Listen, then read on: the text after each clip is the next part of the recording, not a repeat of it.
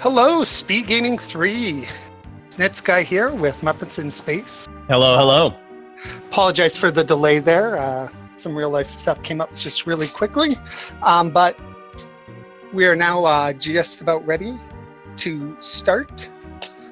7 minutes late. I am really sorry about that. It was something I couldn't avoid, but we've got our weekly Free Enterprise Weekly race. You see the flags down there. Special guest flag K3. Which is just a little bit different than what we normally run, but the other flags are pretty nice. We'll get into that as the race begins. K3 is a little different than K2 or K1. Basically, there's more options for where the key items can be located. So they have to search a heck of a lot more in all of the places, including the moon. Even the moon? Wow. Even the moon. That's going to be hype. For people who might not run K3, it might present a bit of a challenge for them. Again, I'm going to anticipate, as I usually do. We have our 4 runners crop. These are all great runners, and they definitely put their hearts on the line. Being restreamed, I've been restreamed myself. It's not the easiest thing to do, to be under the bright lights of speed gaming, but we appreciate their help. So you'll probably see them all go in different directions. It's wacky, it's crazy, but it's definitely fun.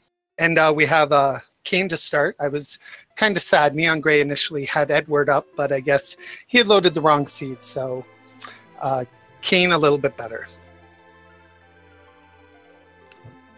All right. So they're just about to start there. I think we're just waiting for the delay.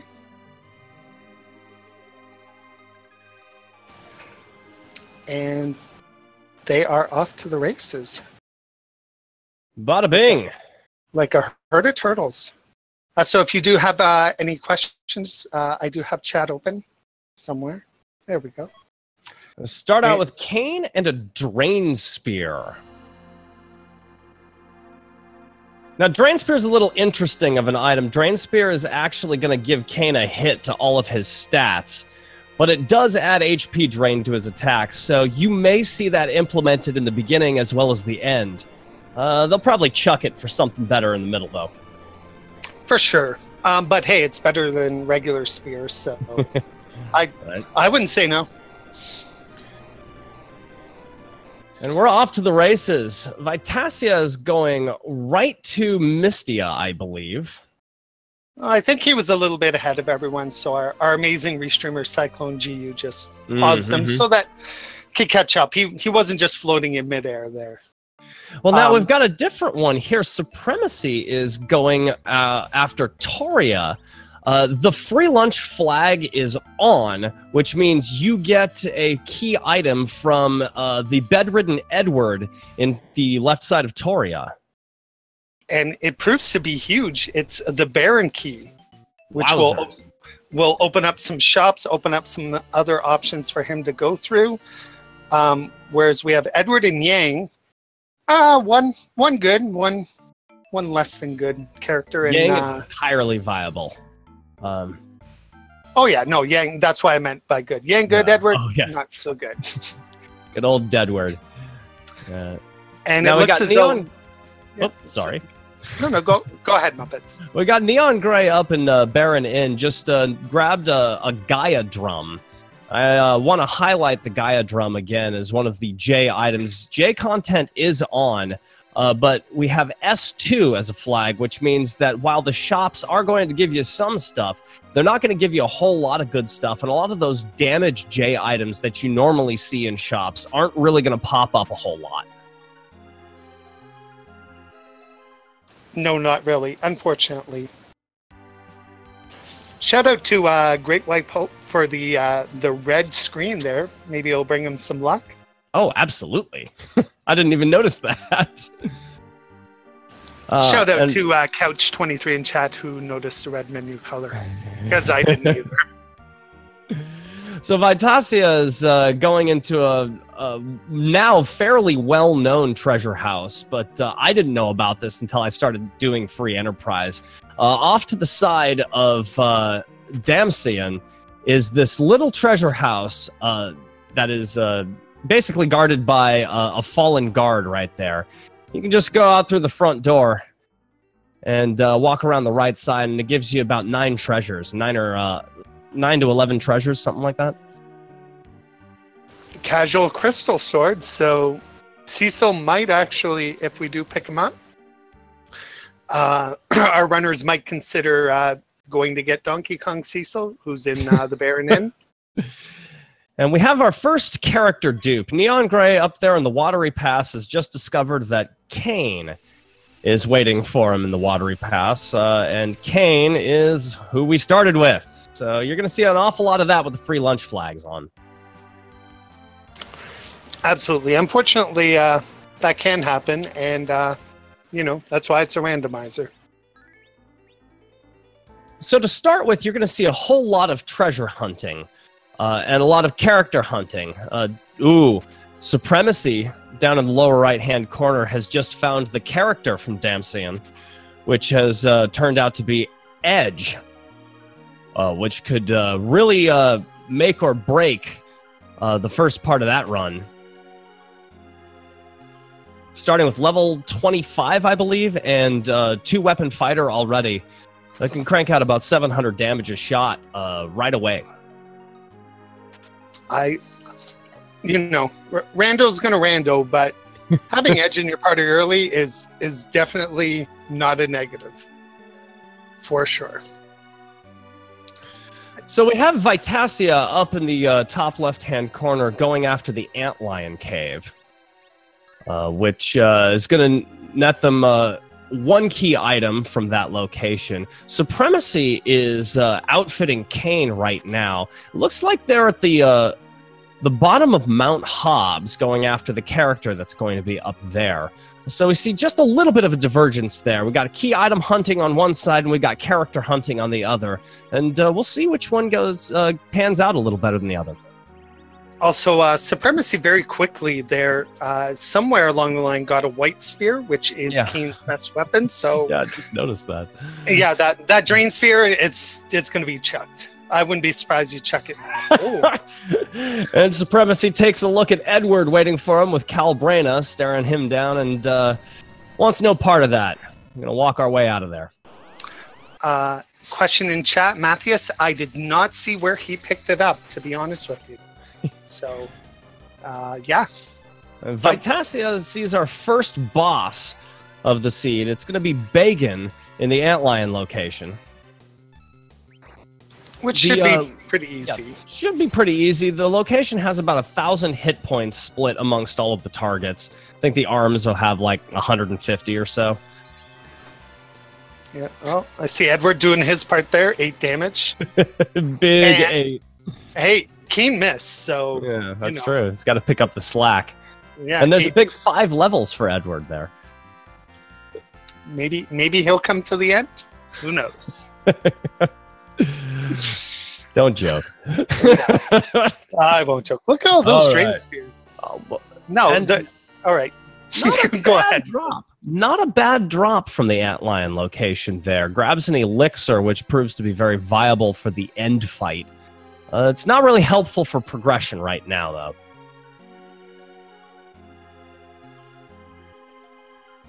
All right, so Neon Gray up in the upper right-hand corner is in a shop, freeing up some much-needed space in this very treasure-hunting heavy seed.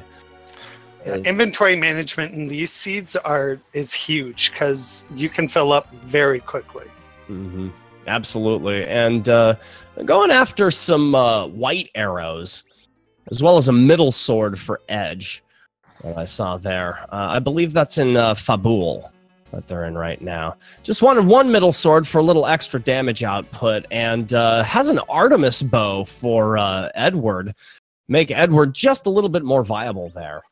The Artemis bow, I did see that. It's in those 3 treasure chests in Baron Inn. So. Ooh, and Neon Gray also found life potions, which can be incredible when you're doing grinding of any kind, or when you just need to revive somebody on the fly. Absolutely, especially at the beginning of the game, your characters have low hit points, so reviving them is not unusual at this point, that's for sure. I was just about to say, in a K3 seed, you could, in theory, fight all the bosses and get 0 progression items. That's correct. I'm sure there are seeds out there. This may be one of them. Who knows? But as you can see, everybody's taking a slightly different path there. Val at Fabul Gauntlet is not the worst. It's not the worst at all, especially when you have Kane in your party who can nerf that tornado. But when she's in that tornado form, Val is going to avoid most every magic damage that comes out. And as you can see, Neon using the Gaia drum, it does 1 damage. It's the dream. Jumps with Kane immediately and is going after high evasion in this spot.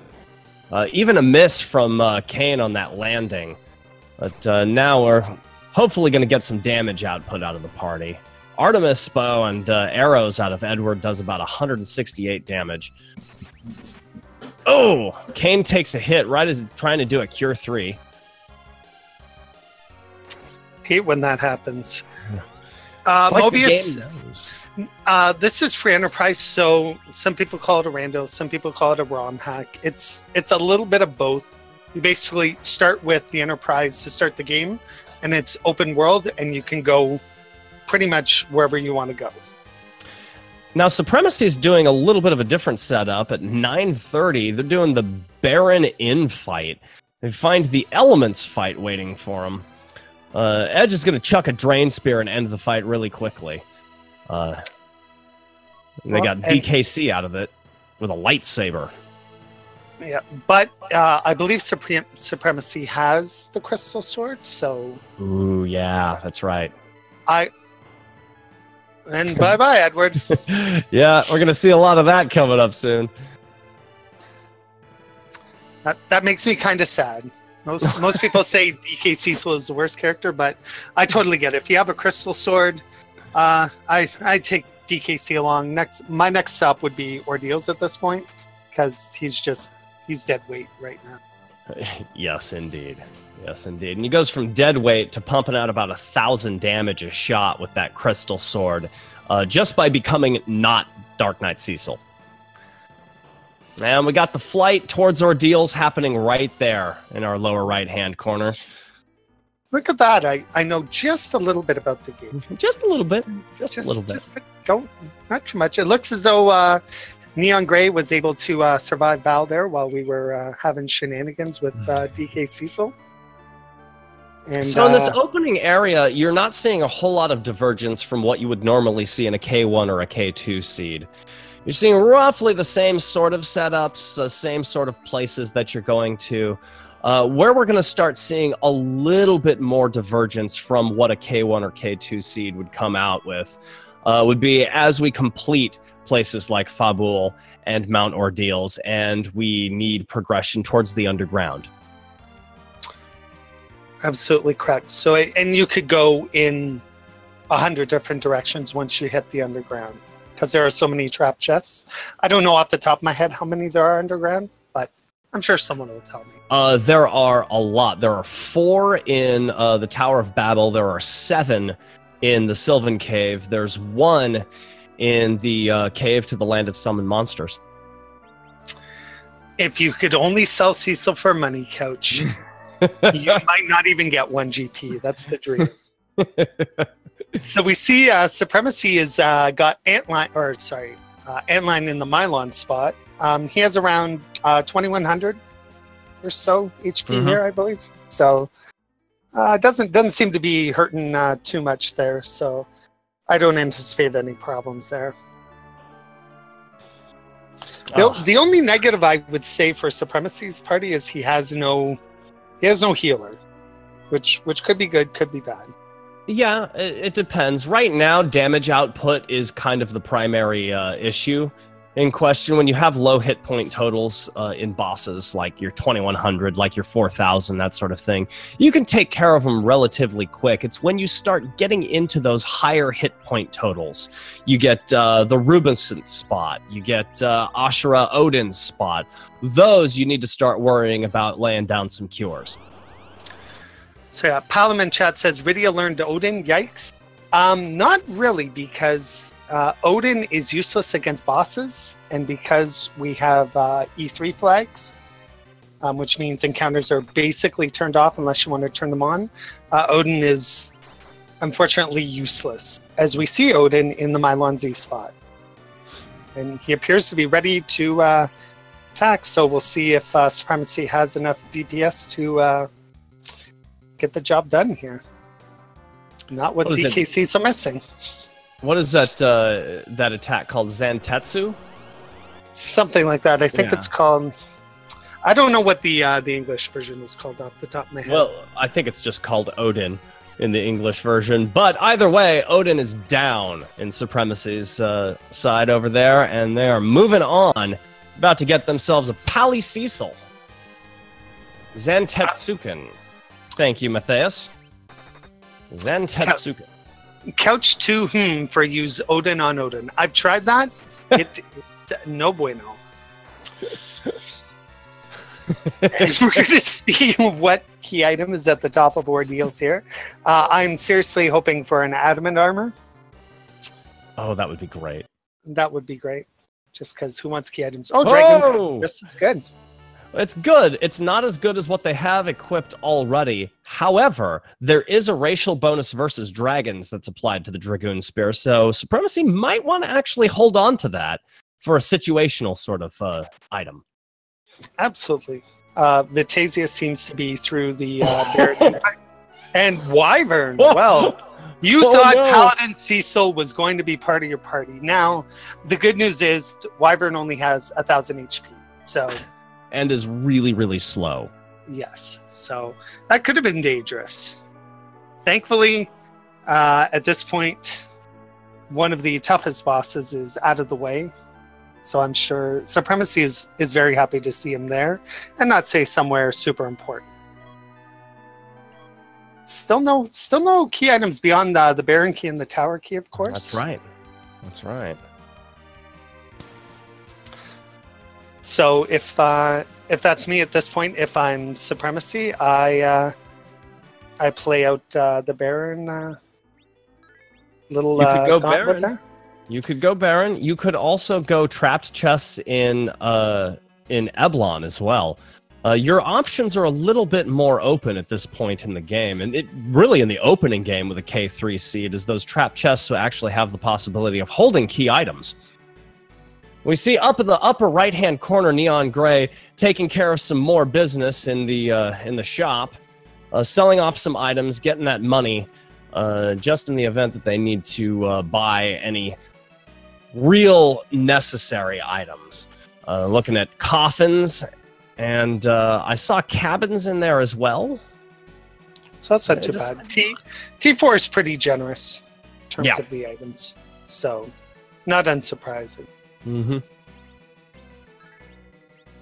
So interesting. It looks as though Supremacy doesn't have. Oh, doesn't have the crystal sword? Do you think they sold it? By accident?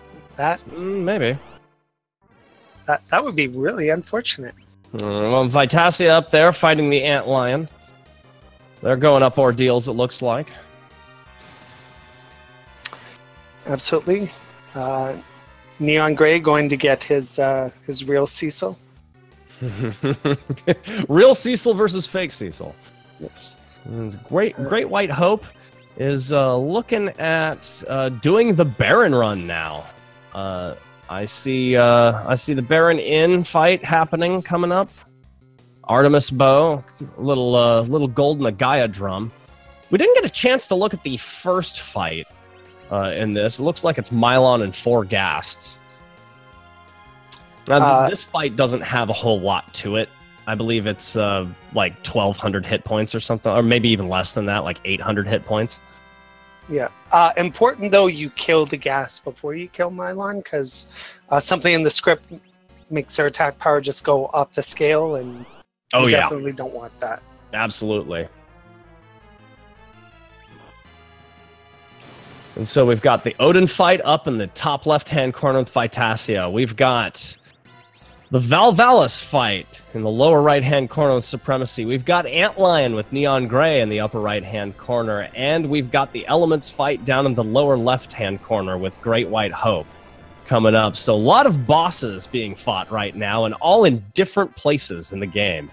Pretty interesting to see just how different these routes are in the very beginning.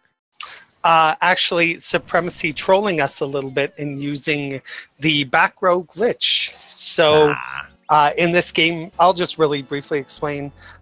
You can equip bows and arrows and they do the same damage from the back row.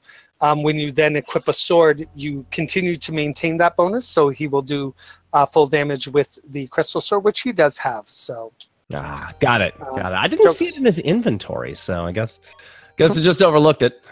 It's, well, you know, you got to go fast. So you got to go fast. I totally understand blazing through the menus there. Getting the reward of the tower key down in the lower right-hand corner with Supremacy. Now they're just going to do a little bit of treasure hunting, and then who knows where Supremacy is going to go next. It's interesting you brought up Eblan Castle. I totally forgot that you can get there basically off the hop, and that it might be super important. That's right. Yeah, a lot of people fail to remember that you can do the trapped chest in Eblan Castle pretty much immediately, and you don't need the hovercraft or the hook to do it. You only need the hook and hovercraft in order to get to Eblan Cave, down a little bit west of that. Yeah. So we now see Supremacy going into Antlion. He is going to be a little disappointed here, unfortunately. So, yeah, I don't know. Yeah. I'll take an elixir. Yeah. Well, I guess, you know. Yeah. It's not progression, but if you're going to get a consumable item, an elixir would be the one that you want to see. No, I would agree. It sure beats a Dragoon Spear, that's for sure. Outstanding. So we've got Mount Ordeals going up with Great White Hope, and Mount Ordeals going down with Vitasia. And Neon Gray is right at the summit, fighting Wyvern right now. And hopefully, I think he's got this in the bag. Yeah, well, Kane's in the air, so when he lands, it's going to be all over, baby. Yeah. Oh, yeah. 1450. Just casual 1450. Not even a sweat. All right, so now we're starting to see a little bit of the time attrition that happens when you collect every single item and you don't manage selling or dropping any of it. Supremacy having to open a chest and then in the chest open menu, drop some items in order to make room for what they find. There is, Boardface was nice enough to put a huge quality of life improvement into the game. When you open a chest, if you don't want the item, just hit R to discard. So it's definitely a useful tool. Yeah, I don't use it nearly enough. Speaking of Eblan Castle, we've got Vitasia up in the upper left-hand corner, opening up chests, and we've got a trapped chest right away. The Black Cat ×2 and Lamia fight. These guys hit like trucks, and they are not fooling around. Black Cats have an interesting script. If you hit them and you don't kill them, they counter with Bluster, which has a percentage chance to either stun you or kill you outright. That is definitely not the dream.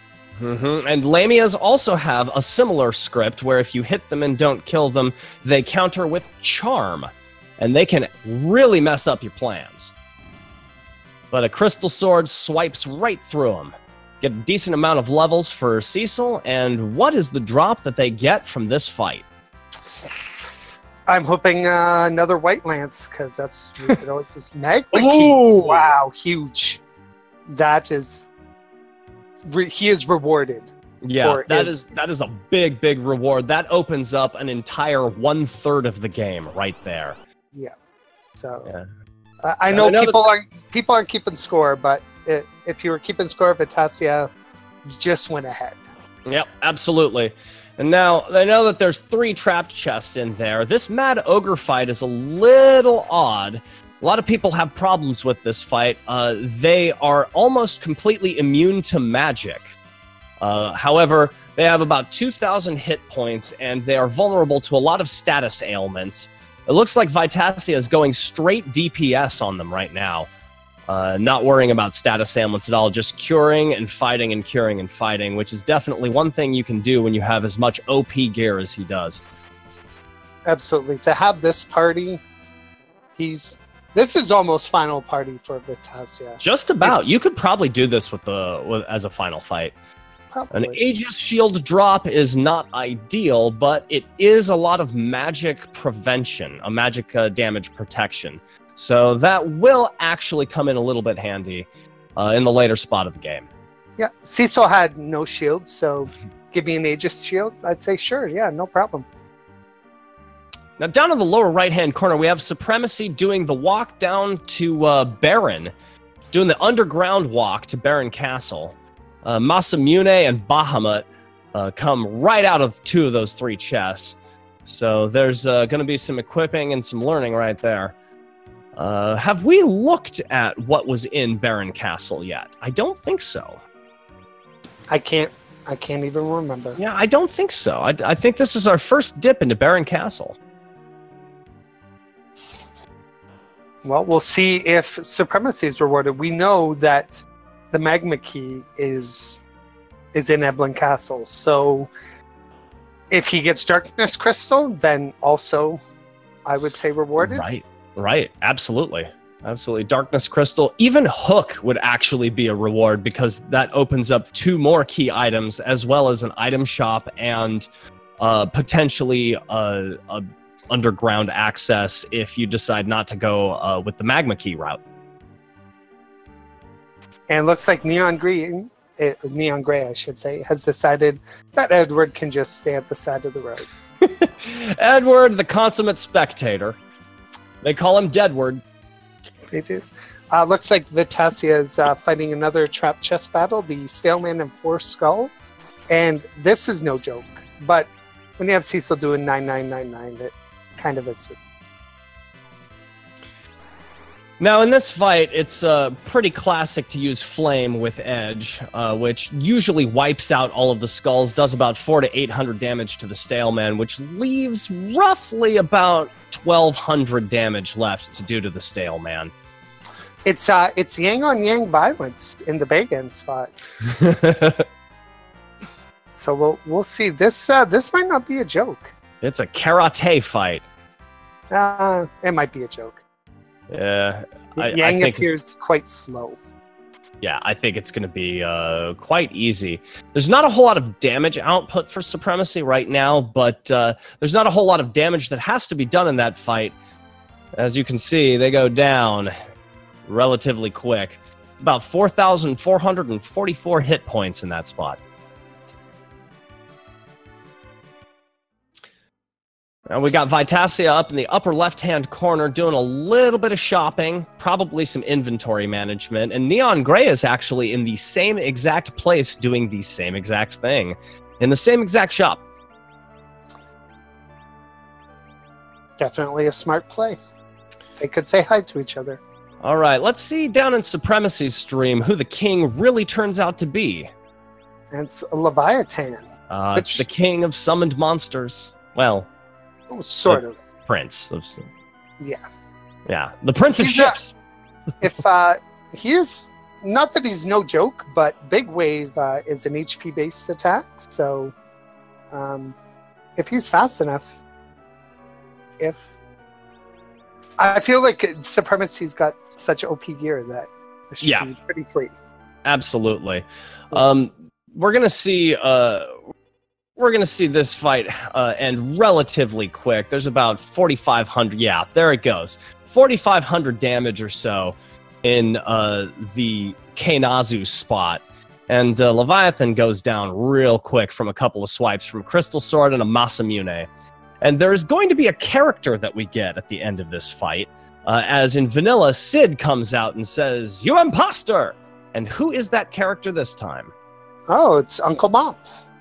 Uncle Mop, and because there is not a Fusoya challenge on, that makes Uncle Mop really, really useful. And they decide to swap out Yang for Fusoya, which actually breaks my heart. I don't know about that play. I mean, Supremacy is a good runner, so I won't question his judgment. But well, I understand the play because you got Rydia with Bahamut right down there. You've got Kayn with a white lance. You've got Edge with a bunch of attack power, and you've got Cecil with a crystal sword. That's pretty much all the physical damage output that you would need. I guess you do bring up a valid point. Mm-hmm. It just also does make me sad. I love Yang so much. So Great White Hope is down in the lower left-hand corner doing the Baron run, while Vitasia is up in the up left corner, and they've decided to go down, use that magma key, and take a little jaunt in the underground. And I missed on Supremacy's side what was in the pot. Oh, I did miss that too. It looks like adamant. Oh, looks like adamant is what it is. And shout outs to Scala Kitty for picking it up. Sand Ruby, she's saying. Oh, Sand Ruby. That's Sand Ruby. My apologies. Oh, that's yeah. Okay. I guess that would be Sand Ruby. Yeah. Shout out to Scala. She's on point. Oh yeah, she nails it. Nails it. So Neon Gray is going up the Tower of Zot. They don't have the Earth Crystal per se, but there is a trapped chest to get in here. Maybe they're thinking that that's going to be a little more progression on their side. It is randomized, so with just one, it's a gamble. It is a gamble. It is a gamble, and you do have to hoof it back down when you're up there and you finally find it. Yeah, that is the sad part of it. But you get an adamant armor, so. Oh, yeah, that's no big deal. that'll make it worth it, and you find the trapped chest. So, and it's Flame Dog, who is literally a joke at this part. The speed run, he's a killer of runs sometimes, but can be. Well, can be. I've seen many a run die to Flame Dog. Absolutely, absolutely. So Supremacy is actually going to show off one of our very first boss ads here. One of the things about K3 is not just trap chests offer the possibility of getting key item drops, but also your summons offer the possibility of getting key item drops, as when they would normally drop their summon in vanilla, they instead drop something else, and that ends up being part of a key item shuffle. So Supremacy is down there about to fight Odin, or rather, the guards. So while that was happening, Neon Gray fights the trapped chest, kills Flame Dog, and is rewarded with Earth Crystal. Oh, wow. Okay. so you get to continue. Pretty much. I think he sat there for a minute trying to exactly figure out, okay, do I finish this off? What do I do? And then he's decided, yeah, I'm just gonna play this all out. It can be a pretty tough spot when you come into lower levels. The Magus Sisters have an awful lot of hit points to contend with, somewhere close to 10,000 total. And whatever boss that replaces that ends up having the accumulated total of those hit points. So this is actually kind of a risky gamble at a low level. But Neon Gray's got the chops and is ready to take it on. And Vitasia has gone underground to Dwarf Castle and is running into Kinazo in the doll spot. So that is interesting. Should not be too difficult. Sand Ruby for Great White Hope. He's probably a little bit disappointed about that, just like Supremacy is disappointed about picking up the Power Robe. Not that it's a terrible item, but he probably wants progression at this point. Ugh. Okay, so we've got a pretty tough fight up in Neon Gray's stream right there. The Baron Guards are pretty tough because they counter all magic attacks with Piggy, and they counter all physical attacks with Size. And if that lands, that can really wreck your day. They don't counter... Turn your Yang into a small, short person? Tiny mage. You see, they were going to cast Odin with Rydia, but one shot, instead of doing about 60 to 70 damage, does about 600 damage. One going down, that's pretty good, though. That is. He should be okay. Absolutely. Now, one of the things to note about those counters is that they only counter fight with Size. They don't counter jump or damage from power or any of the J content abilities. So fight is actually going to trigger the size counter, and it's going to bring Rydia back from little to big. So that's not the end of the world. Mm-hmm. And let's see what he's rewarded with in here. So now Neon Gray's got an option. Do you sally forth, or do you double back and drop down a cabin and potentially save before going to Valvalus's spot? I save. Also, like for Vitasia, Water Hag in the Golbez spot is the dream. Oh my goodness, that's free. Yeah. So he's through there without a problem. Glitchless is on. So normally in the vanilla game, you could cast Warp and go straight to the Sealed Cave Crystal Room, but some nice people decided that we can't do that, which is okay. And to respond to something in chat, Mr. Ubik, absolutely. The Baron Guards, you can totally just mute them, and then their counters are absolutely meaningless. They are susceptible to mute if you have access to that ability, so that is something to keep in mind. Definitely. Pro tips from chat. We appreciate it. And more Edward. Helping out your buddy Neon Gray and Sid. Up in the upper left-hand corner in Vitasia's stream, the reward for all of that hard work in the Dwarf Castle was a Protect Ring. He is probably not too excited about that. I'm going to throw it on Tella, make use of it at the very least. Yeah, could be worse. I'm curious to see what Neon Gray is going to get out of this. Absolutely, me too. So in Valvalus's spot, we have Dark Elf. Again, he's pretty OP. I don't anticipate too much. Yeah. Other than his, and they're all fighting. His magic evade might be pretty high, but it's pretty weak to physical. Especially in Valvalus's spot, magic evade actually, I believe, ends up being a thing to contend with here. But Crystal Sword doing a casual 51-15 was that'll get it done right there. Absolutely. And you can see that Neon Gray actually equipped a Dragon Lance in Kane's spot right there for the change, which added a racial damage bonus, so he could swipe away the Dark Elf in his transformed form in one shot. On Great White Hope's side, he picks up the Adamant Armor, and he is going to be rewarded if he gets through this fight with the Earth Crystal. So, shoutouts to GWH there. While Supremacy continues to search. Oh, he picked up the Dark Matter. Oh, and more Dark Matter. Dark Matter's whatever. Yeah. Sadly, Dark Matter is not useful at all in this game, and it clogs up your inventory. You can't get rid of it. It's like mud on your shoes. And Neon Gray warps out of the Tower of Zot and is rewarded with a spoon, which is, yes, a key item, but it is merely a throwable for the final fight. Exactly. So still tons of game left. I don't anticipate anybody sub-houring this, but you never know. You never know. You never know. You never know. Casual pass followed by Crystal in the tower might might happen. You never know. Rando is Rando.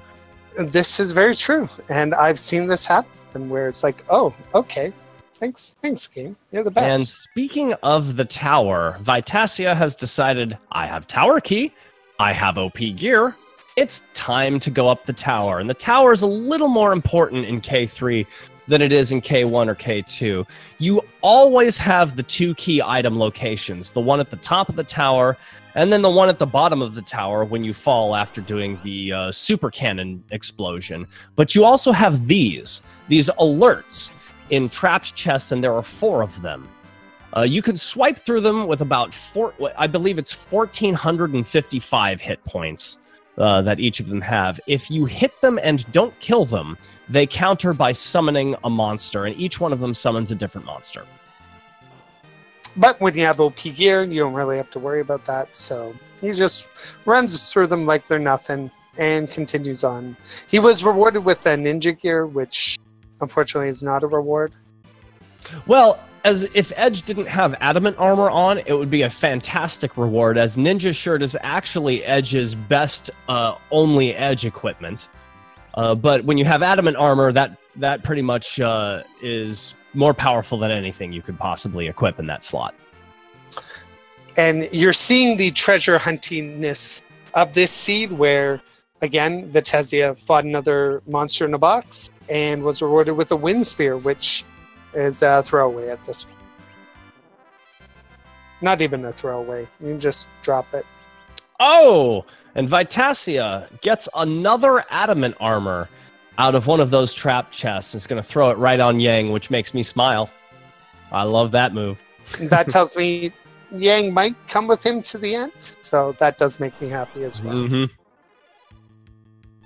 And I believe we're seeing the 4th trapped chest already in Vitasia's stream. It could be the 3rd or the 4th. And they get Odin. Odin, which is useless to him. Well, I mean, you can sell it for money. So yeah. Not totally useless. Mm-hmm. Although with S2, there isn't a whole lot that you want to sell or want to buy with any of that money. Maybe some Cure 3s if you can find them. I was going to say consumables don't hurt. That's about right, but you're going to be hard pressed to find anything like elixirs or sirens or any of the top tier stuff. Oh, okay. So sirens are taken out of S2? They're not taken out; they're just less likely. Okay. And we see in the Super Canon, we see everybody's favorite duo, Dr. Luigi and Ballnab, and Ballnab goes down like a sack of potatoes. Dr. Spitball. Dr. Spitball, interesting. That's right, Dr. Loogie. Dr. Spitball. And we never get to see the real fight there, which kind of makes me sad. But I totally get it. Batesia's got to go fast, and he's got OP years, so... Yeah, just got to burn through it. Pretty much. Mm-hmm. And I think that's what he's doing. I think he's literally... He is going to probably just look at all the trap chests at this point. Now, hopefully, he doesn't forget that there are still some bosses out there. There's Land of Summon Monsters that he could have gone to. Mm-hmm. Mm-hmm. Mm-hmm. And fought whoever's hanging out in Ashura and Leviathan spot. That's right. That's right. You can get a key item from both of those spots. And there's also a trapped chest in that cave as well. 5 warrior fight that ends up having a key item sometimes, or at the very least, a good piece of gear. So let's hope that our runners don't forget this super important point. It doesn't look like they're going to forget a whole lot. This has been a fairly clean and complete run that I've seen so far from each of these guys. Yeah, no, I agree. But you never know. Just trying to keep it might actually come level. down to something like that. I'm sure there have been races that have come down to much less. Natara says, "It's me. I'm in Ashura and Leviathan spot." Natara, please. Awesome. So up in Vitasia's stream right now, we see a very, very scary boss fight right there. Golbez. Even with OP gear, because what happens is at this point, you could hit him all you want, and until he goes ha ha ha, he'll summon his buddy. Thankfully, Edge has the adamant armor on, so I don't think he can be a target. I'm not sure who else does. Mm-hmm. I'm going to say Yang based on what I just saw there. Mm-hmm. So, fun things to note about this this fight. The instant death that Nitsky is referring to is when Golbez summons his Shadow Dragon. With a full party of 5 characters, the Shadow Dragon will select 3 targets to use Demolish on. And you'll see right there, Kane goes down, Cecil goes down, and Tella goes down. If the Shadow Dragon were to actually target either Yang or Edge, you would see the sprite flash and then nothing happen. And the effect would fizzle because Adamant Armor actually wards off instant death attacks. The only other thing in this game that does that is Ribbon. Yep. So this might not be as easy as it looks, because... Oh, he did cast Starveil in time. Mm-hmm. All right. Then shouldn't be that difficult. I didn't notice that. One other thing to note about this spot, too, is Dr. Luge's spot actually has pretty pathetic magic power. 600 damage is still scary coming at you, but it's not going to one-shot you like you're worried about normally with a Golbez, like, Lit 2, Lit 3 attack. No, and Golbez appears quite slow in relation to an edge, so... Like, I've seen Golbez just kind of just hammer out those spells like nothing. Absolutely. Rice Ball Gaming asks, what's the average time that runners complete an FF4 rando? Rice Ball, that actually depends on the flags that are being used. It's really hard to average it because you can use K4, T5, S5 flags where it takes you 4 to 6 hours to complete the seed, or you can use T4, S4, everything's free, J2, K1, and you can finish the seed in 35 minutes to an hour, depending on what kind of RNG you get. So it's really up to the flags more than anything. And then after that, it's up to the rando. Yep. I would anticipate 2 hours or so for this seed. Maybe a bit sooner, but... Probably. Yeah, probably. What was the reward from Golbez, if you don't mind my asking? You know what? I'm going to reach out to the greatest FF4 FE tracker in the world. Scala is already on it. Says Luca Key. Yep, and there it is. Scala was always all worried about being tracker, and she's keeping us in line. Again, shout out to all of our runners. If you haven't followed them already, follow them all. They're all really good at this game, and they play it quite a bit. So if you enjoy it, definitely watch the magic. We'll see what Vitasia gets here as he exits the Giant of Babel. Now this is, I'm told, Lower Babel. I always get these confused. It is. And Darkness. Yo! So, he's halfway there. That is huge. He is halfway there. So definitely good on his part. Wow, okay. Vitasia now has a big thing to consider. Go to the moon immediately. You can grind in the Giant of Babel, or you can stay down here and complete. You've got the Luca Key, and you've got the Land of Summoned Monsters as well as the Sylvan Cave. And look, you can see him thinking right now, do I go? Do I not go? He's gonna grind. Interesting strategy. Now, he's landed on a very special kind of tile set within the game. This sort of 3-tile peninsula. When you use the Siren, it summons the most rarest encounter, which is a yellow dragon.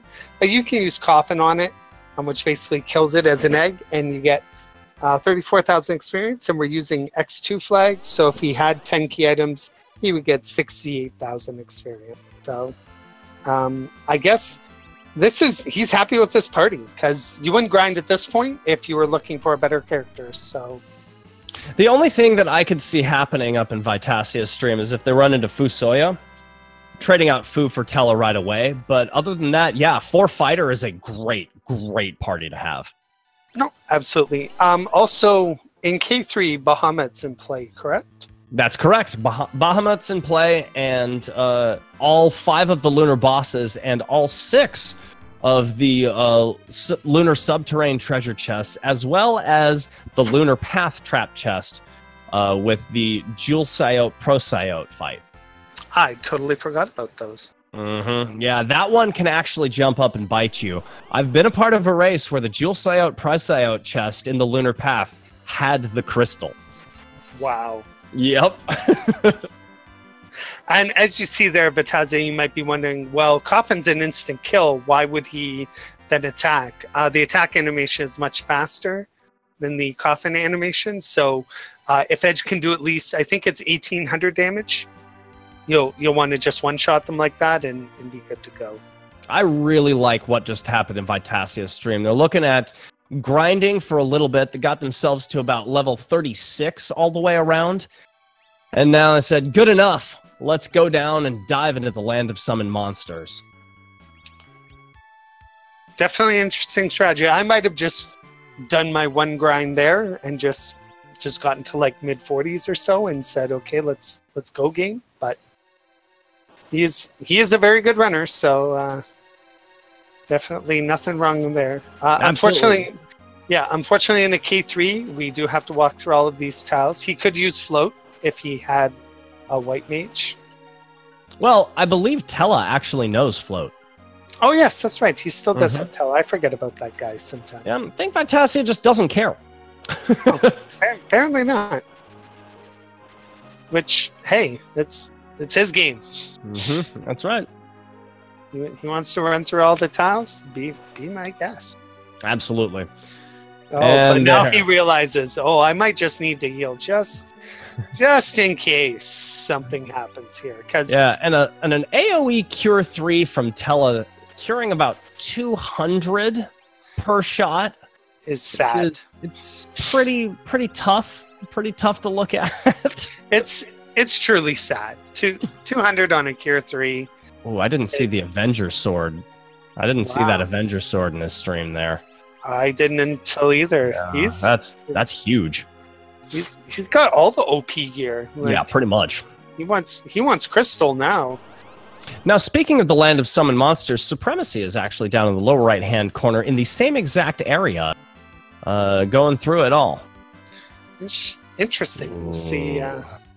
And he has decided to use float, so shout out to people who have epilepsy. Supremacy's got your back. Oh, yeah. And the 5 warrior fight is not easy by any stretch of the imagination, but gonna see your boy Telda here do a really, really garbo damage. Or garbo healing. Like 200 out of a cure 3. If you had a cure 3 out of like a Rosa or a Porum, you'd be looking at probably 1,000, maybe just slightly under at this point. It's not that great, to be honest with you. So you might see actually Supremacy is in the same fight, actually. So you might see him do things just a little bit differently here. He's gonna rock Bahamut with Kydia there. So I definitely don't blame him for that. Absolutely. Now, if you're just looking at pure key items, Supremacy is nudged Vitasia a little bit, has that sand ruby, but they're relatively in the same spot, each with the darkness crystal and each with underground access. So this one is still anyone's game at this point. Wow, the Gaia helm.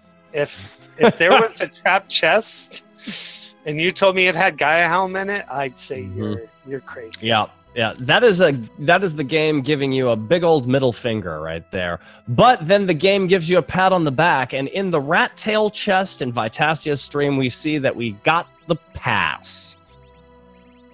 So now we don't have to make the long walk, but we might still need to make the long walk, I would say. True.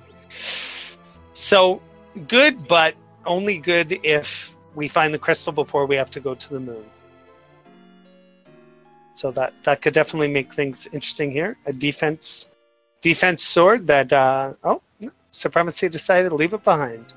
Now this is interesting. Neon Gray just got themselves on. Is that the Earth Crystal? No, not the Earth Crystal. The Sand Ruby right there, doing the trap chest fights up in Eblon Cave or Eblon Castle. You've got Cat Claw on Vitasia's stream. You've got Neon Gray and Great White Hope. With Earth Crystals, and you've got Vitasia and Supremacy with the Darkness Crystals and no Earth Crystals. So we've got 2 different routes happening right there in real time. And we don't know which one is actually going to get further. Magma Key was in... Oh yeah, Magma Key, that's right. That's the one. Also, Scala, thank you for shout out. Got my back. Appreciate it. And maybe where Vitasia has decided I'm going to take on King and Queen Eblin, which should be a joke. I say should be like I know. Well, King Queen Eblon only has one move right there. King Eblon uses Fire 2 for a very, very low amount of damage, and Queen Eblon uses Fire 1 for an even lower amount of damage. And because the free lunch flag is on, their script is such that after a certain period of time or a certain number of turns, they just become conscious, as the game says, and then go away. Yeah. So, I mean, hey, you want to try a Berserk Cecil out just for fun? Why not? Why not? I definitely don't say no. I want to see what a Berserk Cecil can do here. Absolutely. Only 3,500. That's nothing. Not too shabby. No, definitely not.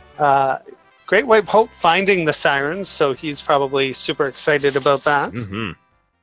I know I always am when I find that shop. And it's a Bahamut summon. Wow. Well played, game. You tried the low-hanging fruit, and the low-hanging fruit did not reward you. That's right. And Plague. So it will only be tough in the fact that he needs to kill off... Well, he's got Tella, so he should be able to kill off Tella and revive him fast enough. But those ticks are going quite fast. Yes, they are. This is a really, really tough spot to see Plague in. Leviathan is very fast and has an awful lot of hit points. And if you've only got 10 seconds, you've got to make all of that count. Going with a defend on Tella. A very strange move there. I would have personally used Virus myself. Mm-hmm. Killed Tella, because what will happen is if you kill a party member and then bring them back, Plague will then recast count. And as that you is see a party wipe. And that is the first party wipe that we've seen all game. A good thing they laid down a save right before that. Now, because Ashura's spot didn't yield anything in particular, Atasia is just going to say, nah, screw this, I'm out. I don't know about that strategy. Mm. Personally speaking, because, hey, maybe the crystal's behind there. Could be. Could be. We'll see Supremacy. I think he knows. He's dropped Kidia down to the floor there. That's so right. He might just try and muscle his way through, though. I see. He's trying to nuke 5,400. Not too shabby. But again, Ashura has how much HP in this spot? It's a lot. Leviathan spot has a ton of hit points. Yeah, it's like 25 or 30k or something like that. Oh, the problem is he doesn't have any curing items. Maybe he doesn't. Oh, it's close. It's going to be really close before they get that second count off. Oh, Kane goes down. And there's the other count, which actually turns out to be really fortunate. Because now that Kane is dead, you revive him. That's going to get you another reset. So the way that this fight works is anytime that Plague reads that somebody doesn't have count up, it will cast count on everyone, which sets a countdown instant death timer of 10 seconds on everyone. If you kill somebody and then revive them, it gets rid of their counter. And then they will reset it, and when they reset count, it resets it on everybody in the party, so you get another 10 seconds. And you see Supremacy gets through it and is rewarded with a silent staff. Boo. Womp womp. That is a big womp womp from that area. I saw Vitasi's stream kind of cut out for a second there, but now he appears to be in Sylvan Cave, it looks like. That's right. And that's right. Sylvan Cave's got 7 trapped chests, as Scala and I were talking about today. I always thought it was 6, but it is actually 7. There are 3 Ghost times 6 chests. Marlborough times 2, a Marlborough and Dark Tree times 2, a couple of Toad Ladies, and 2 Centipedes. So definitely could definitely be bear.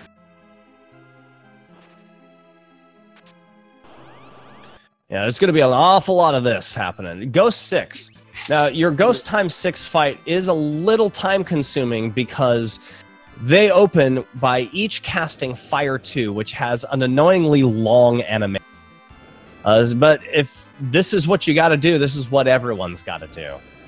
Exactly. So it's not... It's a smart play on his part to get it out of the way. Yeah. Whereas we see Supremacy picking up some more Sirens there. And we see Neon Grey, who's going to be unfortunately not rewarded for coming into Dwarf Castle here, as we already know. Tella taking a dirk nap on Vitazi's side. That's normal. As we see Supremacy go to the overworld, as he's going to summon the whale. Ooh, nice. Here we go. Now we've got real divergence happening. Yeah. He has decided, you know what? I'm not playing in Sylvan Cave. I'm not playing in Sealed Cave. I am just going to go to the moon, and we're gonna roll the odds. And Great White Hope, shout outs to Great White over there, talking to some of the lolly hoes over there, showing off just the multitude of different things that they can say. Oh, I missed it. Mm-hmm. That makes me sad. Aw. Oh, maybe he'll do it again by accident. I'm gonna assume it wasn't on purpose. It looked on purpose to me. Oh, really? Oh. Yeah. I think Great White is kind of running just a little bit of meme percent over there. Hey, why not? Absolutely. Absolutely. So we've got Supremacy in the whale as we're speaking right now, taking a nice little trip to the moon. The moon is a great place to grab a whole bunch of stuff. You got a new character for free, you've got a new item shop for free, you've got access to the Bahamut location, and you've got access to the lunar path and lunar subterrane. Which is all super important because they're still looking for that crystal. They're, everybody except for Neon and Great White Hope are practically in go mode. They just need that crystal. So we'll see what happens. I'm going to assume there was nothing useful in the Hemingway shop there. There was not. Succubuses and I think Notice as well. Just real garbage. Just real garbage. Where's Supremacy going? Oh, I think they were confused as to where the lunar path was. There's the lunar path. Okay. So Supremacy down there is going to go to the lunar path. The lunar path is an often overlooked area because the carrots. Thank you, CJ. The lunar path has 3 treasure chests, and one of those treasure chests is a trap chest with a Jewel Syote Pro Syote fight. You're going to see this right here. A lot of people forget about this trap chest, and it could prove to be crucial.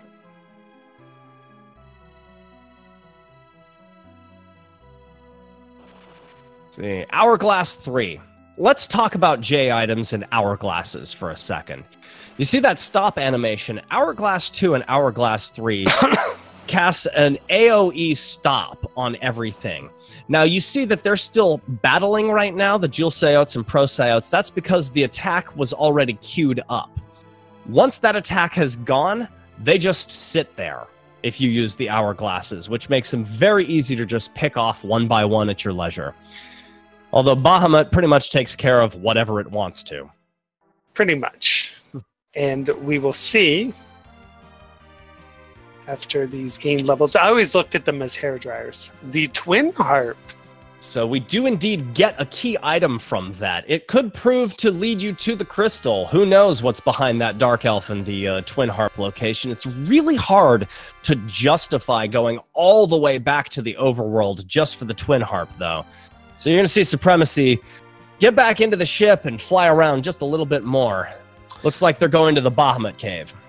Yeah, just to update on Batazia's side, Scala was nice enough to let us know that Hook was in Sylvan Cave. So that is big. Hook is good because it opens up 2 more trapped chests and 1 more, basically, town with an item and weapon shop. Over here in Ebelon Cave with all of the hiding ninjas. So it's going to be more trap chest time for Vitasia.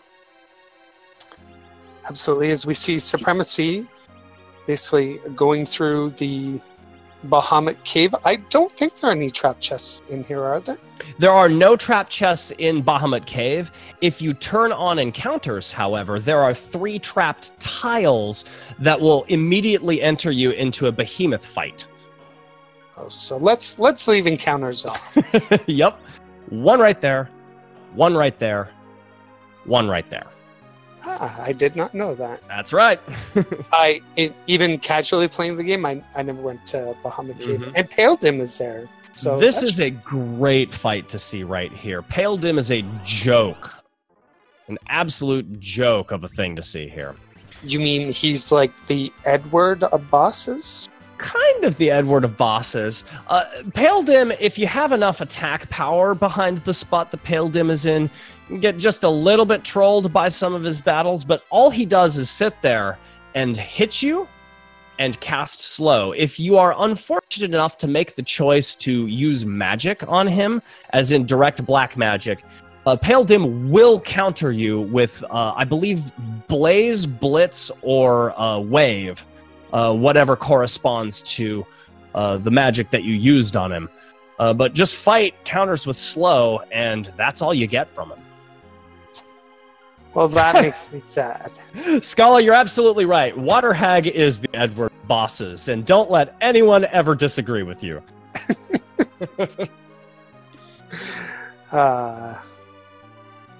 Unfortunately, that blink spell in J mode seems to not last very long at all. Well, blink lasts in the same amount of time, no matter what version you've got on it. Blink is just 2 attacks. It goes away after 2 attacks, and there's really nothing more that you can do. Even if those attacks were going to miss, if you are targeted while you have blink on, one of those little images goes away, and then if you're targeted again, the other one goes away, and you're back to exposed. I see. And Rosa for Vitasia. We'll see if he decides to leave Rosa at the side of the road. I would hope not. Yeah, he's going to trade out Tella for Rosa. Yeah, I would say that's an upgrade. As long as she has some good equipment, which I think she should have. Well, we got a lunar staff. Yeah. There's a silent staff. I think he just didn't go down far enough in his inventory, right down at the bottom. Ooh, crystal ring. I love me a crystal ring. Yeah. And ribbon, yeah. I would say she's good to go. Okay, so we just saw Pale Dim counter with Quake. I'm pretty sure that was Supremacy using Quake. There it is, the equivalent counter. Whatever you use on it magic-wise, it uses back on you. We see the reward. A defense sword. Wah, wah, wah. Well, defense sword is really nice, actually. It's a good mid-game item. When you have the white lance and the crystal sword already, it is a little obsolete.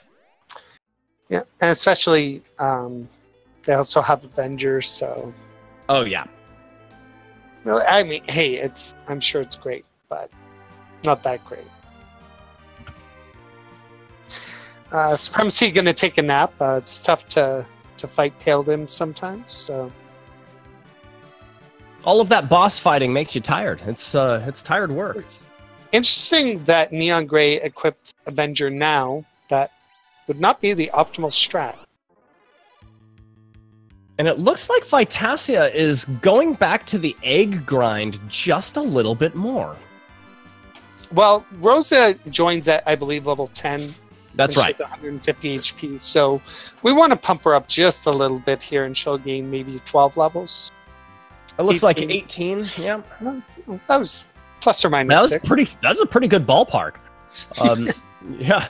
Supremacy has done something now that I want to highlight. It's going to the Giant of Babil. Now, a lot of people understand that this is a good place to grind on searchers that summon D-machines, but there is also a less-known thing, or a less remembered thing here. There is one trapped chest in the Giant of Babil that has a creature called the Last Arm, which is just one of those searcher or alert orbs. It doesn't summon anything, though. It's scripted after a certain amount of attacks to use fission, which self-destructs and deals an amount of damage to everyone in your party equivalent to the amount of hit points it has remaining. That sounds very no bueno. It can be really, really tough. You can 2 or 3 shot it if you have the right gear and the right levels and the right setup. But typically speaking, it only triggers that counter around the 1,000 hit point mark. So I think Supremacy is going to be fine. The only character that is going to be a little bit in danger is Kidia over there. Absolutely, but maybe he'll have enough deeps to take everything down here. But ooh, no, that's an early fission. That could be bad. 854. Okay, that's not bad. No, so Kidia down, but that's okay. And Adamant. So there was a key item, but nothing that offers progression. And Supremacy says, well, I didn't get what I was looking for. I am out. Yeah, I'm going to take my ball and go home. I don't need to grind. I got sirens. It's a much easier grind versus D-Machines. A lot of people argue that the egg grind is actually more efficient than the D-Machine grind. I tend to agree, just because you can't always control the setup you have going into the D-Machine grind. But if you know what you're doing, the D-Machine grind can be about 5 minutes faster. Absolutely. I would say if you were a top runner and you understand the mechanics of the fight, D-Machine grind would be faster than egg grind. But just from an easy standpoint, obviously egg grind is 100 times easier. It also depends on what you have available. If you've got the sirens and you're already in the underground, why do that giant cutscene to get the lunar whale if you don't have to? Nope, that's very true. So interesting, he decided not to go into the Crystal Castle, as I call it, and figure out, A, who your free character is, and B, maybe take a dip down and see who's in these other spots. So not quite sure what the play is here. Well, it's looking like right now the play is coffins. Apparently, it's grinding. Yep. Which is, it's not a bad idea. It's not a horrible idea, especially when you're looking at around level 20-something. You know, you're going to have a pretty rough time of it in the lunar subterrane. You're going to want a few more levels than that at your back. That's right. Just a crystal gauntlets for Cecil. No big deal. Yeah, NBD. Yeah. Oh, and Dragoon for Kane. NBD as well. Two white spears. Yeah. 2 white spears. Because well, you got to have one to throw. Oh, that's very true. That's so true. So as you can see, everybody doing their own thing, figuring out where to go. I'm sure all the other runners, I believe we had 21 or 22 in total. Yeah, there were a lot. I believe 23 was the count that I had at one point. Was it 23? Awesome. It could be 23. For an SGDQ? Yeah. And yeah, that's pretty big.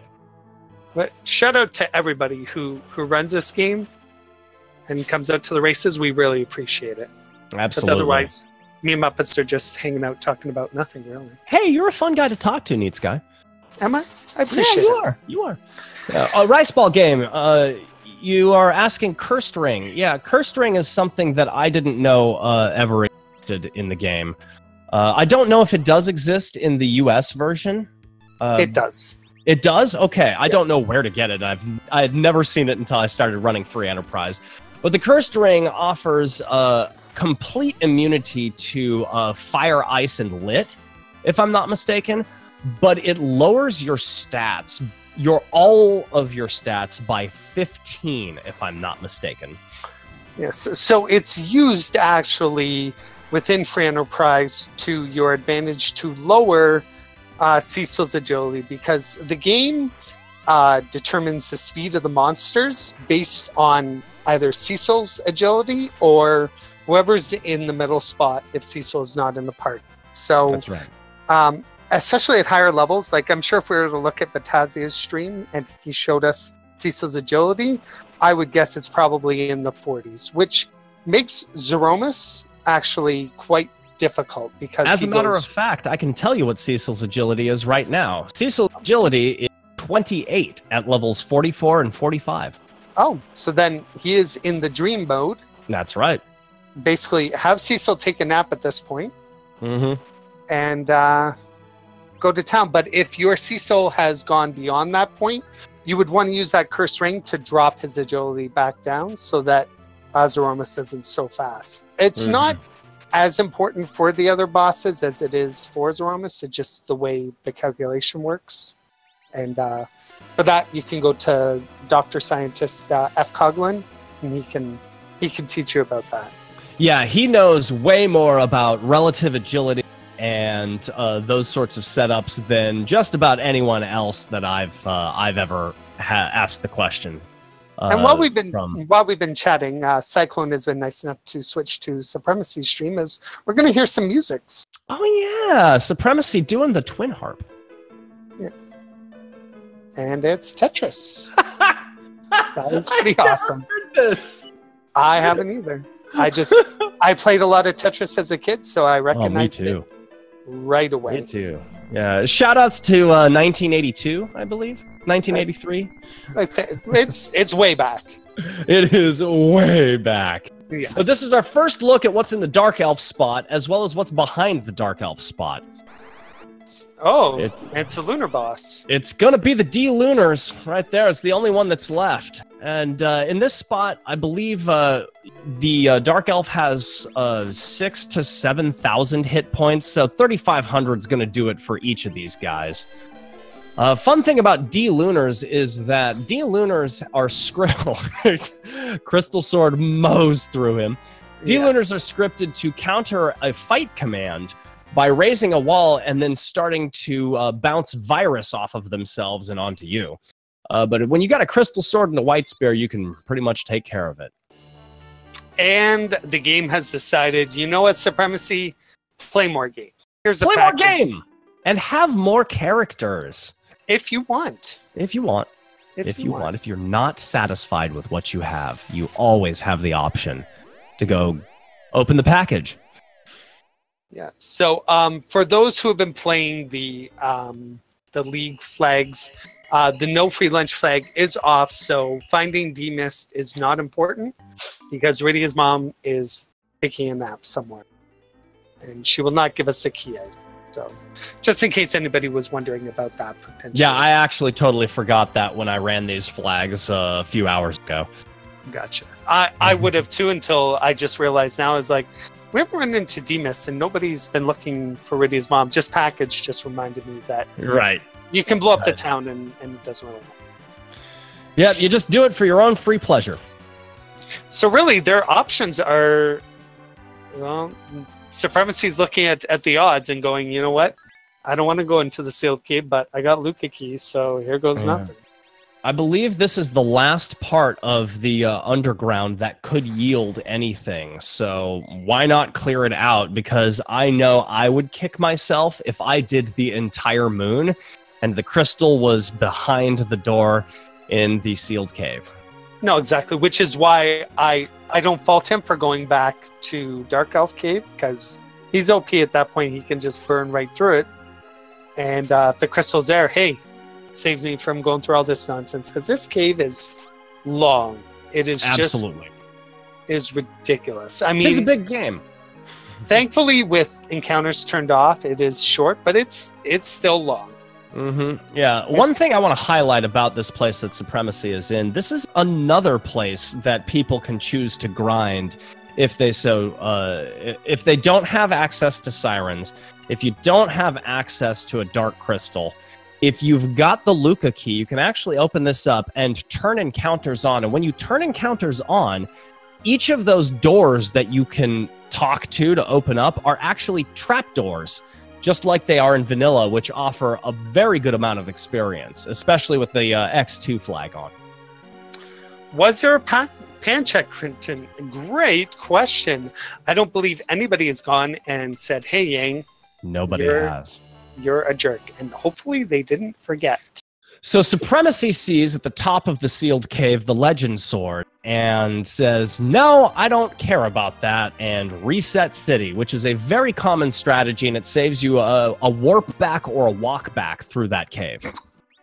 I believe actually Trenton Vitasia just checked and was rewarded with yet another white sphere because he didn't have enough. He needed like the third backup white spear just in case Edge throws 2 by mistake. Yeah. Oops, guess I threw that one too. So pan check proves unuseful. So that tells me, as Chad is alluding to, that lunar subterrane is going to probably make or break this. Yeah. FF4 Lock Z. The Legend Sword does not turn into another key item at the smithy. As a matter of fact, it will always just turn into the Excalibur. Just like whenever you turn in the pink tail to the little guys in the Adamant Cave, you will always be rewarded with an Adamant armor, and that will never change. And we see Vitasia is going to raise the whale, and he has decided, all right, Underground, I'm done with you. Let's see who's up top.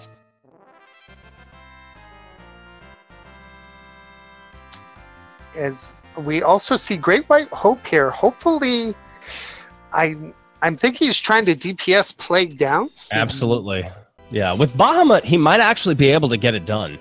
He might. 60-71 is pretty good. He's running out of time. He's working the Avenger sword with Cecil. He is. Oh, Cecil goes down. Oh, Fusaya, don't attack. Well, Kane jumps. I don't actually know how jump interacts with count. Oh, the clutch. What By the skin of his teeth. And sadly, he's gonna get a silent staff. He's like, man, I nearly just wiped for nothing. That's such a tough reward at the end of that. Yeah. So Vitasia is gonna go to the moon now. Gonna look at that very useless item shop and check out some of the lunar path, probably the Bahamut cave as well. Yeah, succubus and carrot, all the sadness. Mm-hmm. Supremacy is doing the dwarf cave right now, or the dwarf castle right now. So Supremacy's been all over the place, actually. Been in the cave Magnus, has been on the moon, been in the sealed cave, and it looks like this is the last place that Supremacy is doing right here. Just wanted to shout out, we do have a finisher, Night Dew. Oh, good lord. In 1:20 and 16 seconds. Cannot believe how he pulled it off, but he pulled it off. So, and Night Dew is no slouch to this game either, so. Night Dew strikes again. Congratulations, Night Dew, on yet another first place win. Spend all your SRL points at srlpointstore.com. Yeah. I hear the shirts are really cool. Are they really cool? There are a lot of points, I right? Yeah. Like 50 million points or something like that. Something like that. I think I have like 4. Nice. Yeah. I might. If you have 4, then I probably have like 2. Yeah, I haven't checked. I've been in like 2 races. Oh. Lots of time. Lots of time. Yeah. So, as we've learned, sometimes in this game, when you're running into basically a big treasure hunt, sometimes you get rewarded with the plays. So that's what I'm going to guess. We're not going to spoil it for anyone. I didn't have his stream up. Night Dew, all Night Dew said in chat at the end of that was, "Phew, need to stop shaking." Nice. Well, I'm glad he's okay. I'm glad it was nothing serious. So we've got Sylvan Cave trap chests and 3 of the 4 things happening right here on our stream. We do, and then we see everybody's favorite Edward boss. Fine, DK. Paledem is the DK Cecil. It could be. Because Because he just sits there and just does nothing useful and just hangs out. Diamond. Well, thanks, game. Thanks, game, for another useless item because I'm OP. Diamonds are a runner's best friend. They absolutely are, but in this game, do not help us win the game. Billbotics, absolutely true. The plays. Hashtag all the plays. Sometimes you roll the dice and you do good, and I bet you, he runs another seed and plays the exact same way. Maybe finishes an hour behind. So, yeah, rando's gonna rando, guys. Especially at this level, at a K3. Mr. Broadstone, what do the flags mean? It is randomization. So the flags pertain to item content, key item locations, locations of specific things like the pass, which allows you to go from Toria to the moon. What kinds of treasures you will find in treasure chests, if you can at all. The tier of items and weapons you will find in shops, if you'll find them at all.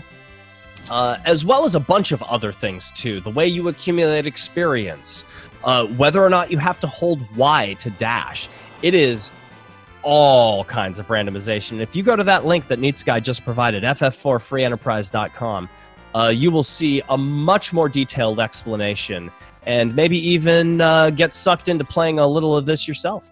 Yeah, you can join the Discord. There's hundreds of people who are there, and they're more than happy to help out any new runner. Doesn't matter.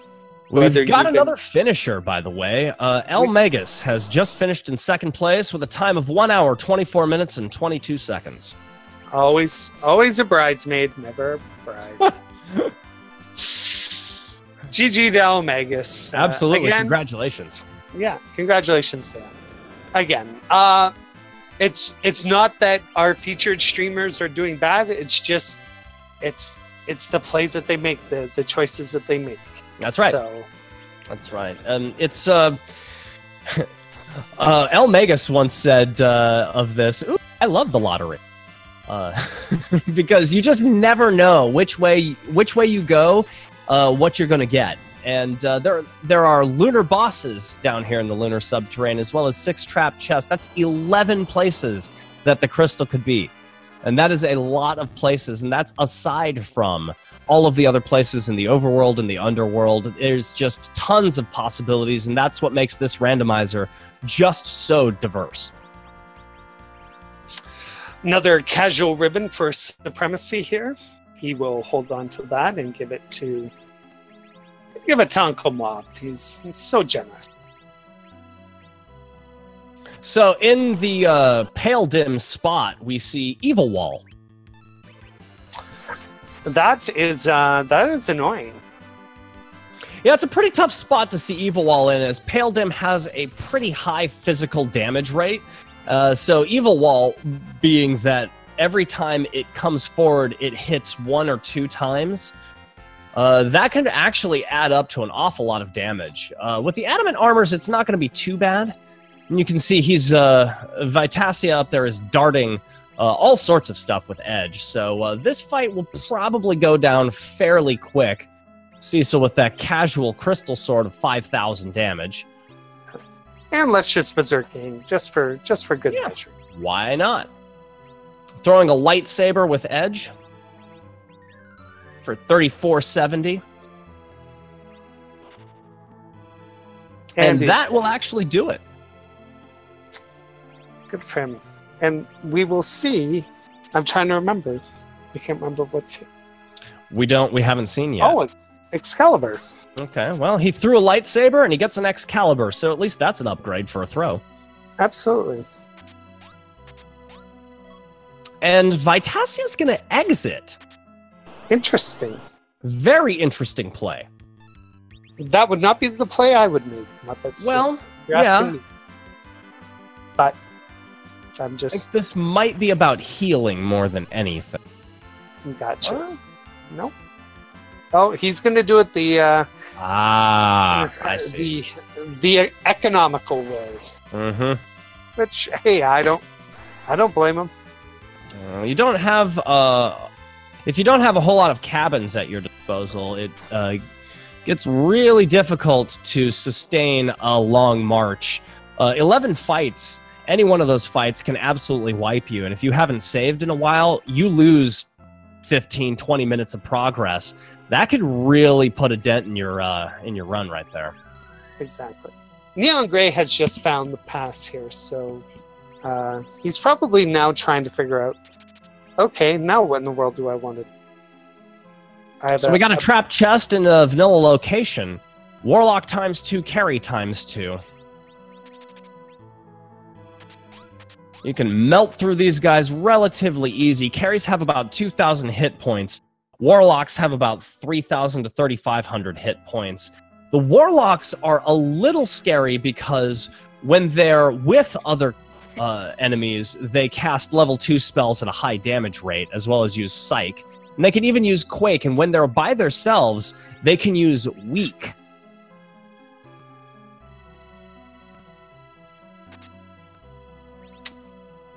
And there's that land, 3,000 damage. That'll take care of that first Warlock, and the second one goes down. What is treasure that we get from this one? Yes, Trenton. Grimoire. Yes, Trenton. Usually Stone will one-shot all of the guys. And also, the Warlocks are susceptible to mute. So you can take care of them with that. And I believe the carries are susceptible to size. So you can deal with that fight in a number of different ways. It doesn't just have to be DPS. No, there's definitely more than one way to get the job done, that's for sure. Absolutely.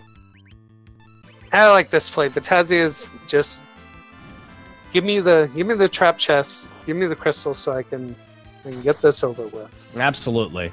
This is powering through. Vitasia has done literally everything that they can do except the Twin Harp location and the Earth Crystal and the Overworld. So they're just, you know what? Screw it. We're going to get through all of this. The moon is the play. Yep. Which again, if I'm in his situation, I probably do the exact same thing. All right, and we have a third place finish here. Rivers McGowan has just finished in third place with a time of 1 hour, 30 minutes, and 1 second. GG to Casual Rivers McGowan with his third place finish. Casual Rivers McGowan. Yeah. The second worst fight in the lunar subterrane there in Vitasia's stream. 1 red dragon, 1 blue dragon.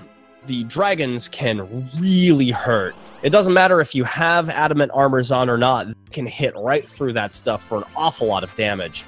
You can see him switching to a Dragoon Spear for Kayn.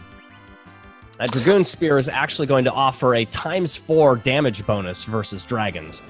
Yes, definitely good. And you can definitely see the damage difference that Kayn takes with Dragoon armor versus Cecil there. Yeah, 4788. Yeah, so pretty decent. As we see Neon Gray, hopefully. Oh, gets through the plague fight. Just in time. There are a couple of ticks that happen after the fight is over, so it's always interesting.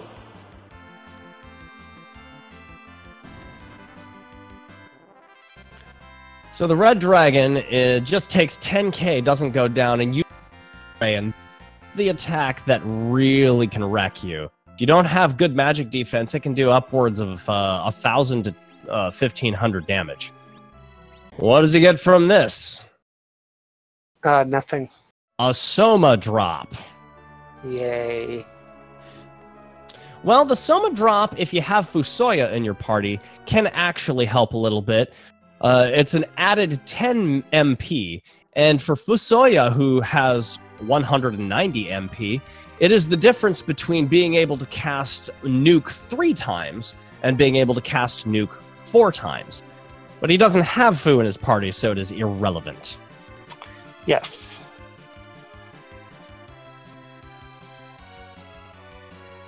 It's going to be so sad. The Supremacy is going to be Sadly, not rewarded.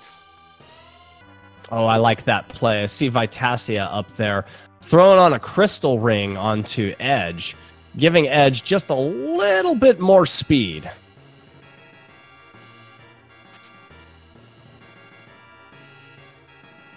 And we hear that marching sound of the lunar subterrane. Another crystal sword. Yeah, why not? Just in case. Now, the sad part is Edge cannot throw the crystal sword. So and I don't know why. I don't know why either. Yeah, it would be so good. It would be, but I think the devs were probably thinking, you know, there's only really supposed to be one in the game. To have two, would you want to throw the crystal sword? Right. Maybe not. Well, casual ribbon from that chest up in Vitasia's stream. Yeah. New arrow there. Supremacy is going to turn in the rat tail. I forget what the rat tail gives you. I did not. Oh, we're about to find out. We are. Rat tail gives you the pink tail. Oh my god. Good lord. That is a grade A troll.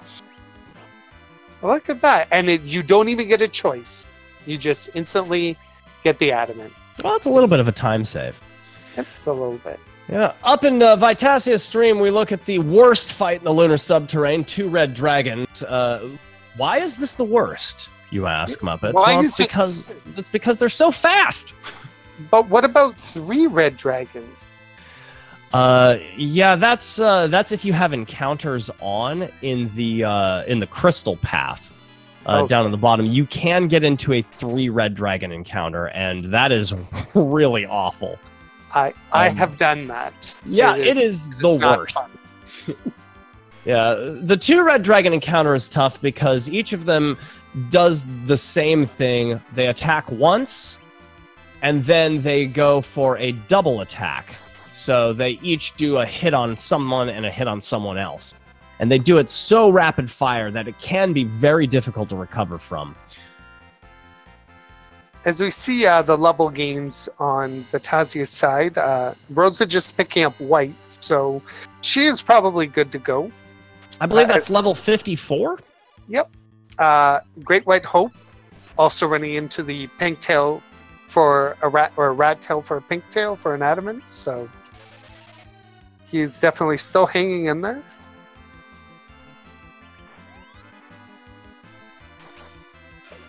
Okay.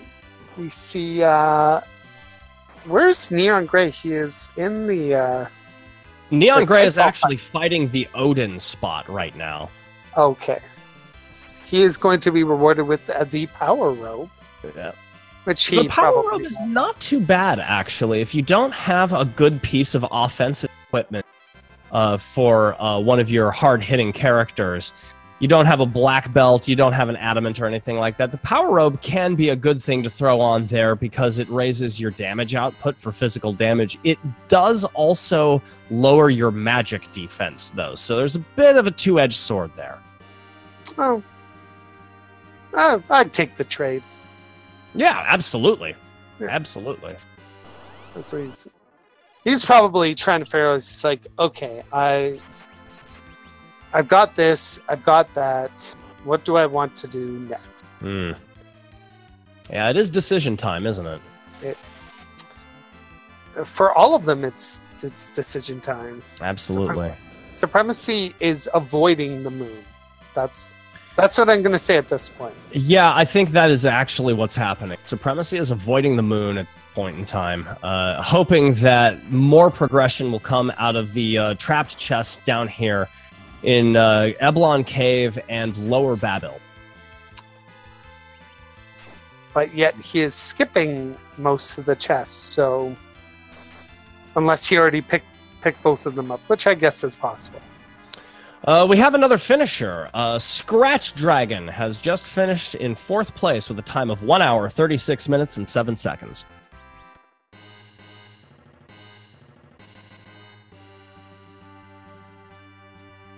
GG to Scratch Dragon. 4th place. Pretty good. Yeah, I mean, there's 23 people in this race, is it? Yep. So still lots of runners. Absolutely, lots of game to play. And nobody's forfeited. Still a couple of bosses to come up. You have to really dig down deep into Ogopogo land. I'm curious to see if perhaps that is going to hold the crystal. Absolutely, yeah. We will find out soon enough, I'm sure. But Tazia appears to be committed to this trip down the lunar subterranean. Yeah, from what we've been looking at here, that is probably going to be the play. I would say I'm not 100% sure, of course. I don't know if his stream has paused for you. I think it's actually buffering. Right? Gotcha. Yeah, everyone else is still running, so we'll see what happens with Vitazi. He'll catch up to us, I'm sure. As we see, again, Supremacy really avoiding the moon. Really trying super hard. It's looking for that 4 Mad Ogre fight, I think. I believe so. And it could be in that chest right there. And yep, there it is. Enough. Look at that. Like you could predict the future, Muppets. Can we actually switch audio to Supremacies, please?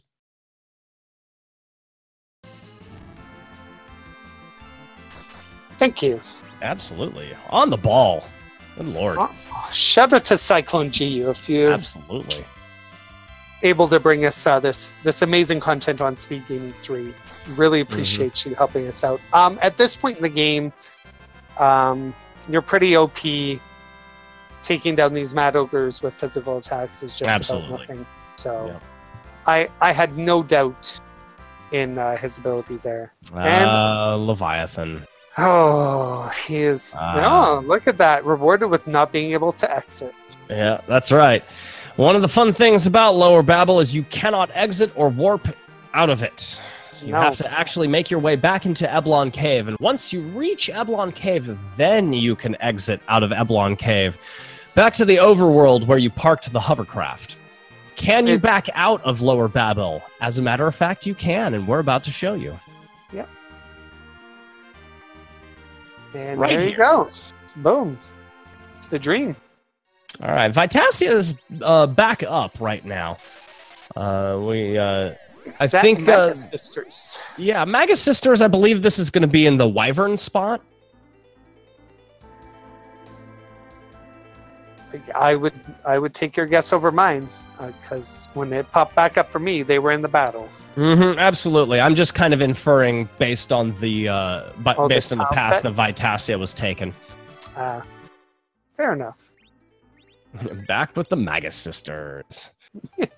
And takes care of that pretty handily. And yep, that was why spot. Yeah.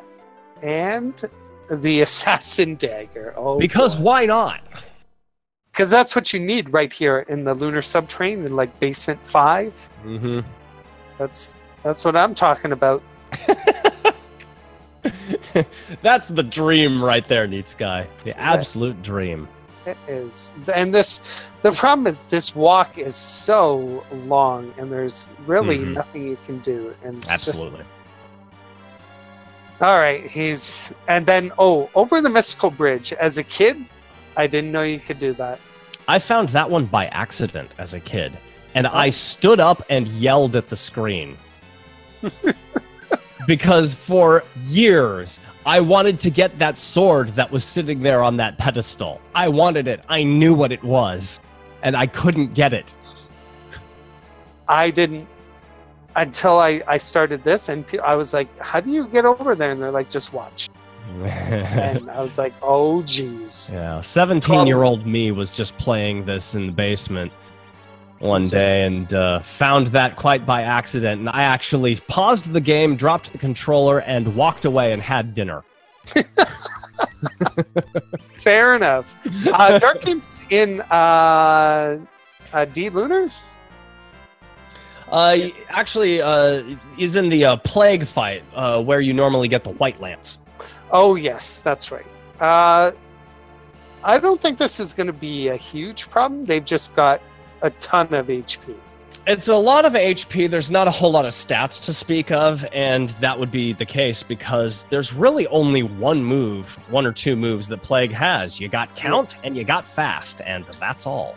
Yeah, and because you're a Dark Imp, you can't cast Fast, and you can't cast Count. So you just kind of hang out and do physical attacks. That's right, Night Dew. Let that Crystal and Ragnarok simmer.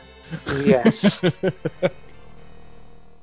I don't blame you one bit. So what's Great White Hope doing down there? Octomam? Octo somewhere. Where is he? What is that tile set? I do not know. Just in case you need another crystal sword. That's the 5th crystal sword we've seen this game.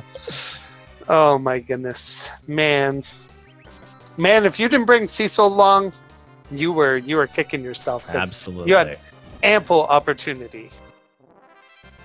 Well, he's going with Avenger on Kane right away. Oh, we're going to do the D lunar. Great White Hope is up at Upper Battle in the Ruby King Queen Eblan spot. Where he's going to fight Mylon Z, who's going to tell him to fall flat into a non-existent ravine. Yep, the old ravine. Maybe I'll just throw him off the side of the bridge into Babil. Maybe. D-Miss, I don't know how this fight is going to play out. Yeah, so Vitasia just equipped an Avenger Sword on Kane. That could actually prove to be a big time sink if he can't get D-Mist down in time. Yes, because then I've done this before, and, do not attack now, and you're stuck. We have a couple of finishes, by the way. Kobahi has finished in 5th place with a time of 1 hour, 42 minutes, 21 seconds. And Nirim has finished in 6th place with a time of 1 hour, 44 minutes, and 17 seconds. Right on his heels. GG's to both of you guys.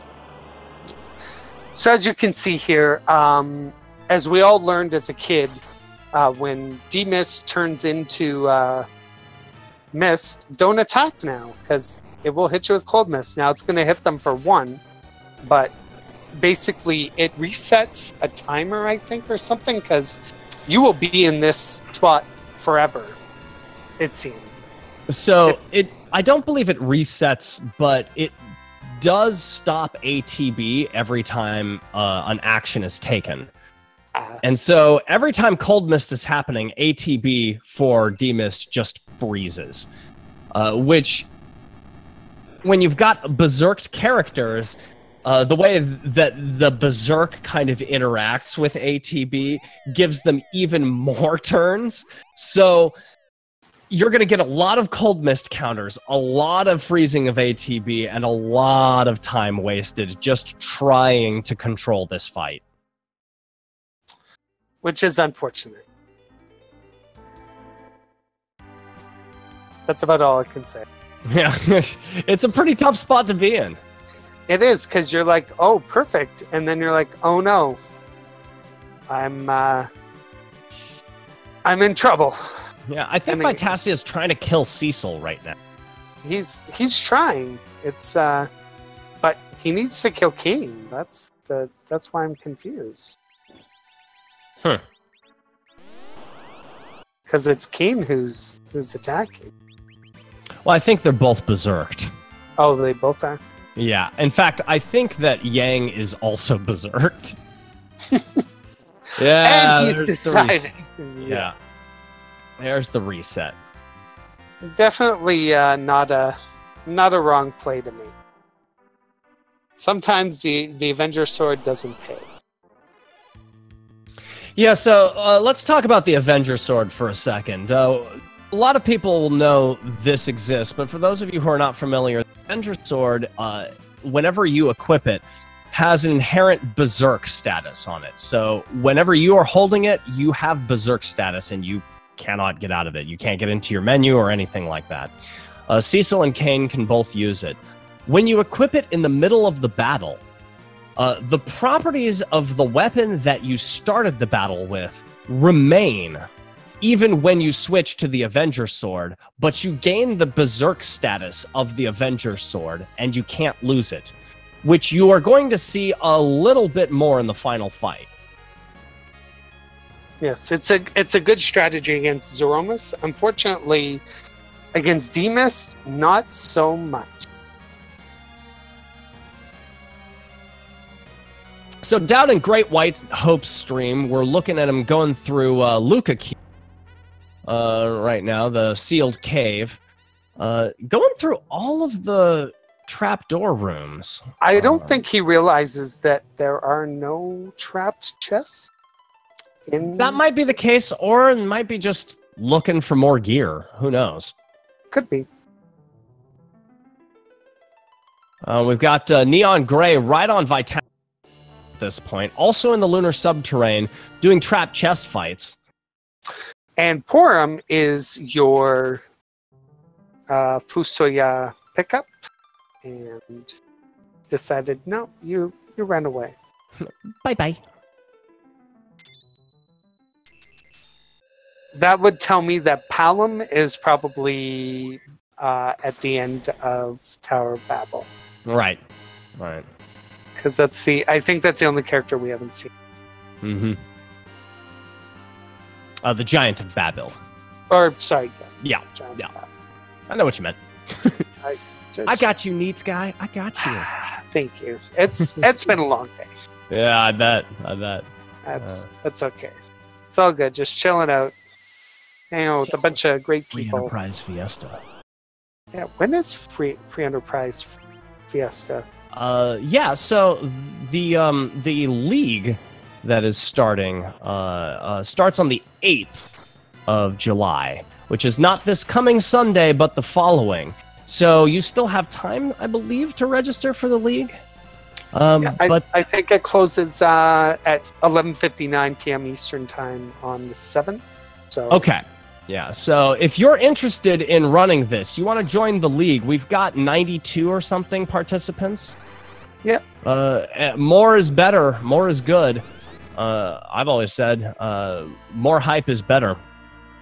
And, I mean, Rando is going to Rando. If you think you don't have a chance, just run it for a couple of weeks, and you've got a chance. I guarantee you. Oh, we're coming up to my favorite boss for Batasia. Oh, wow. So we have not hit the crystal yet, and we're in Ogo Pogo time, ladies and gentlemen. Ugh. CPU. Oh boy.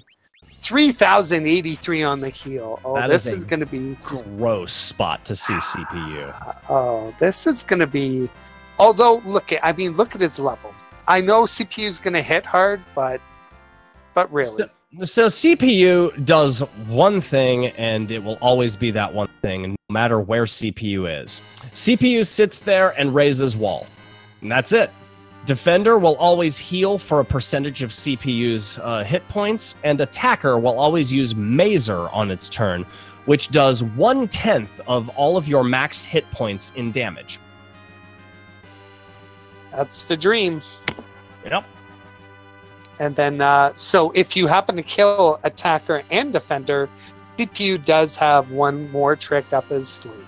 That's true. Globe 199. Yes, which does pretty much 9999. I've seen it do just a little bit less. I've actually seen Globe 199 do 1500 before in a really, really low magic power spot. But that low magic power spot was still enough to one-shot anyone in my party at that point. Yeah, in this spot, I expect the full pain if for whatever reason Batasia forgets or somehow accidentally kills the attacker there. Yeah, that's right. And Night Dew does point out, remember, 10% of CPU's hit points. So it's a 10% both ways. 10% on Mazer for your attacker, and 10% for Remedy with your defender. But it looks as though he's okay. And he just melts CPU down. At 486, down in the ground. Very sad. And there we go. Whoever had Ogo Pogo in the pool, please head to the betting window and collect your winnings. My goodness, yeah. Whoever bet Ogo Pogo having the crystal, you need to go to Vegas. Yeah.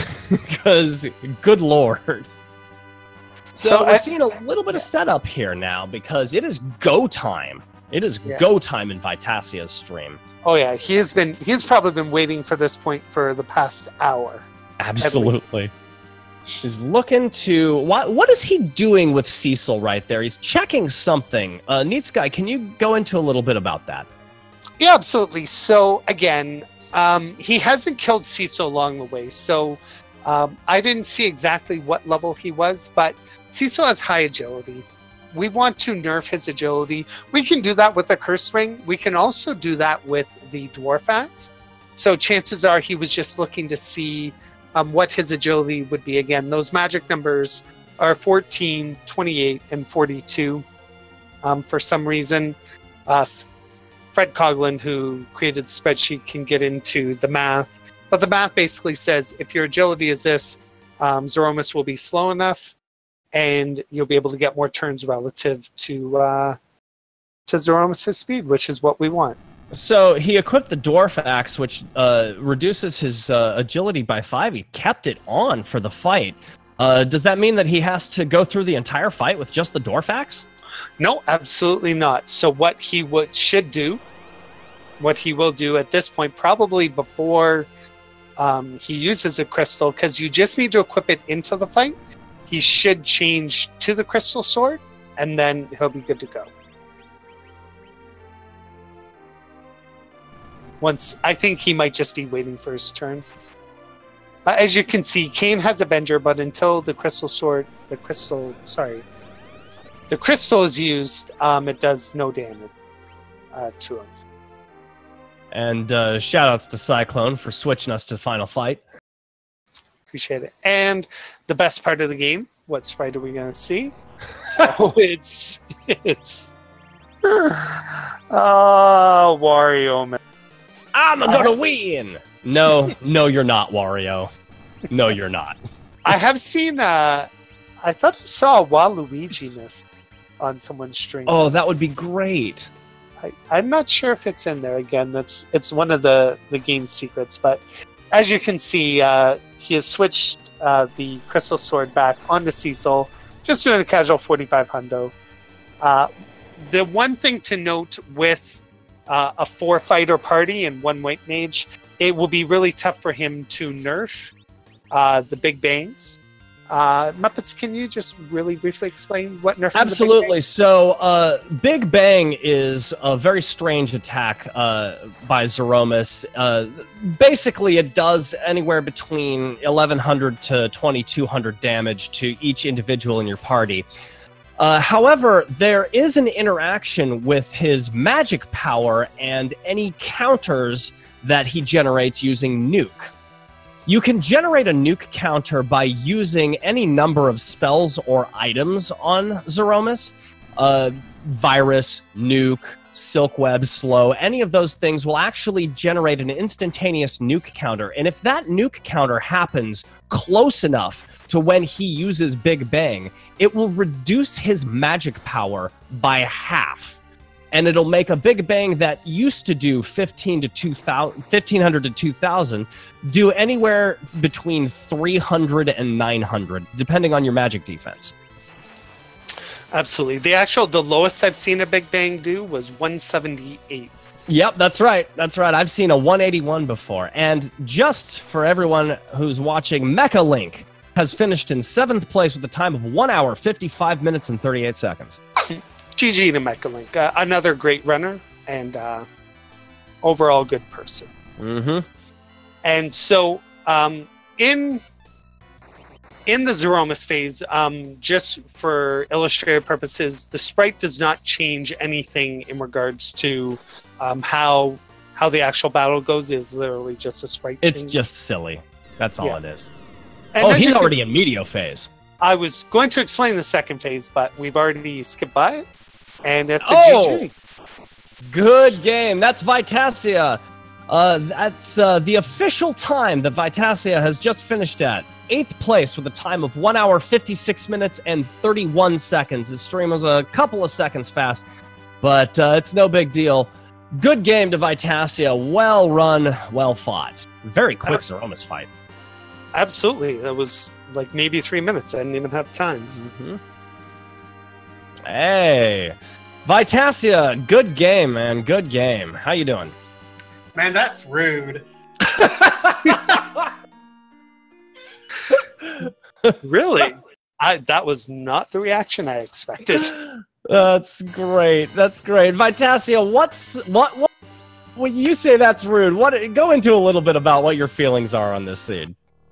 Well, you know, being K3, and I hadn't done a ton of K3, you know, my focus was going to be on efficiency and opening as many trapped treasure chests as possible. So I'm like, I need to focus on Sylvan Cave, which had the hook, which was nice for Rosa, but I think my biggest peeve was the crystal being in that one location, and like I had purposely shorted myself on levels before I went up to the moon, hoping that I wouldn't go over 55 for Cecil. And that one battle put me at 56, and I'm like, oh god, Agi's just too high. I get you. I get you. So when you were doing your setup to go to the moon, and you were deciding between finishing out your trapped chest down in the underground and going to the moon, what ended up tipping the scale for you? A lot of it for me comes down to, you know, not want to, you know, I still had, you know, 2 or 3 treasure chests in Sylph Cave. And then if it ended up leading to anything, I could continue on through there. I found the hook, which was nice.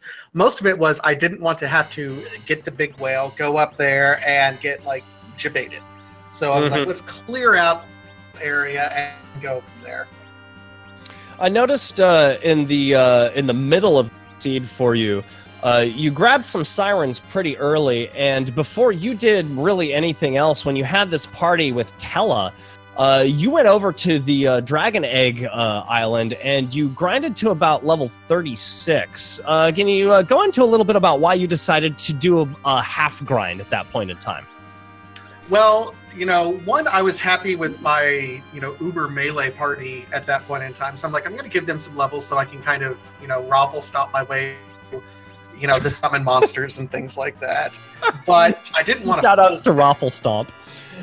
Yeah, I mean, Crystal Sword Cecil, you put and then King Bro because he anyway. It was not.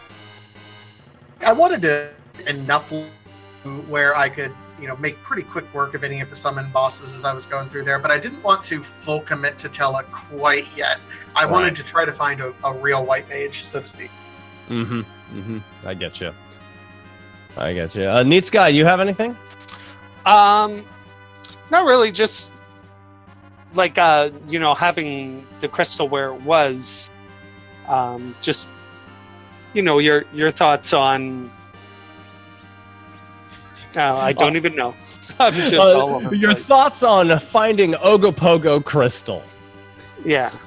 Oh, that was... And, okay, keep in mind, I just realized that it was free lunch, and I completely skipped Edward. I'm like, oh my god, that could have been horrible for me. Oh, yeah, that's right. You totally did.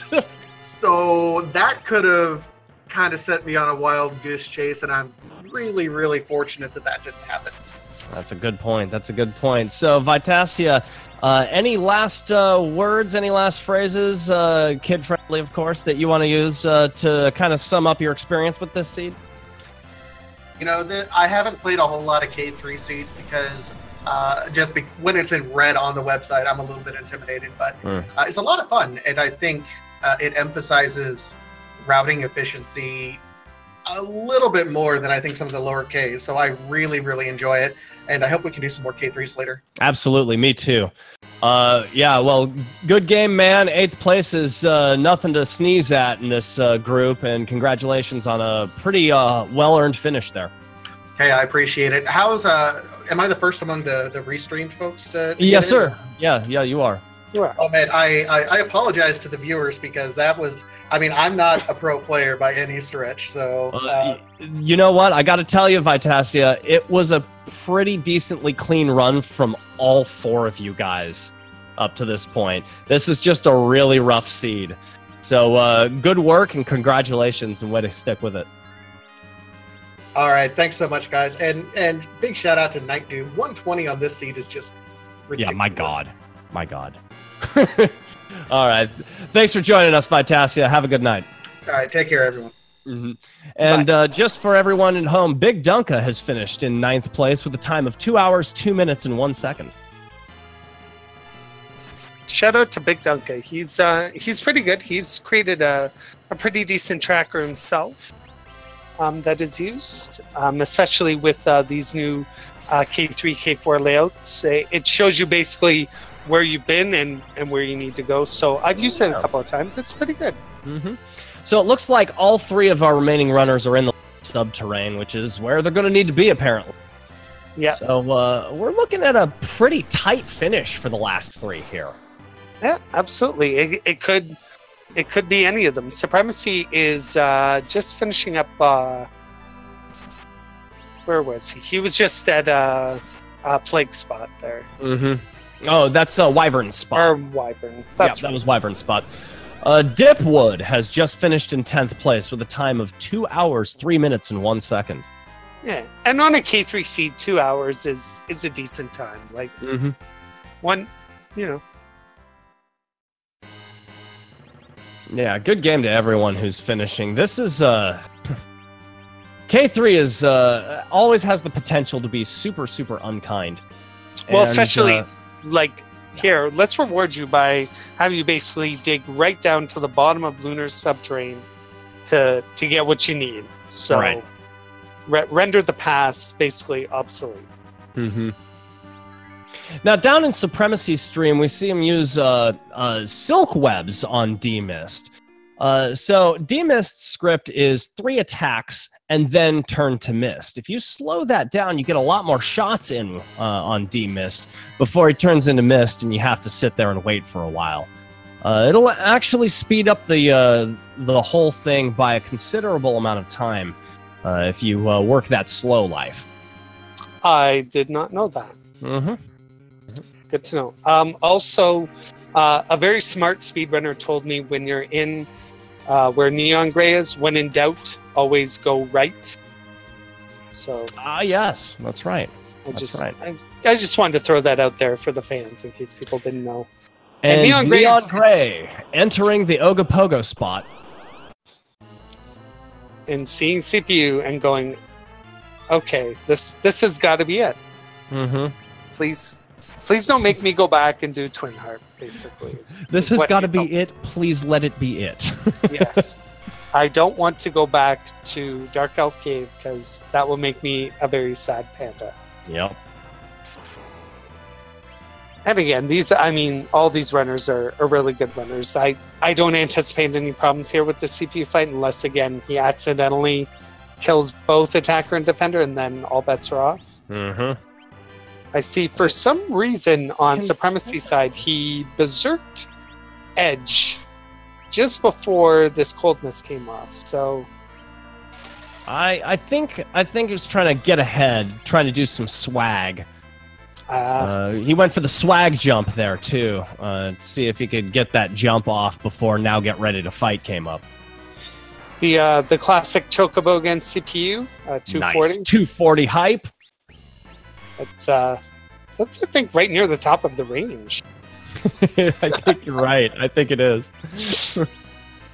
and Supremacy takes care of D-Mist. Yes. So good for him. This might actually be close if Supremacy just catches up just a bit here. Because the next spot, he skipped. This is Plague. He skipped spot. Plague fight.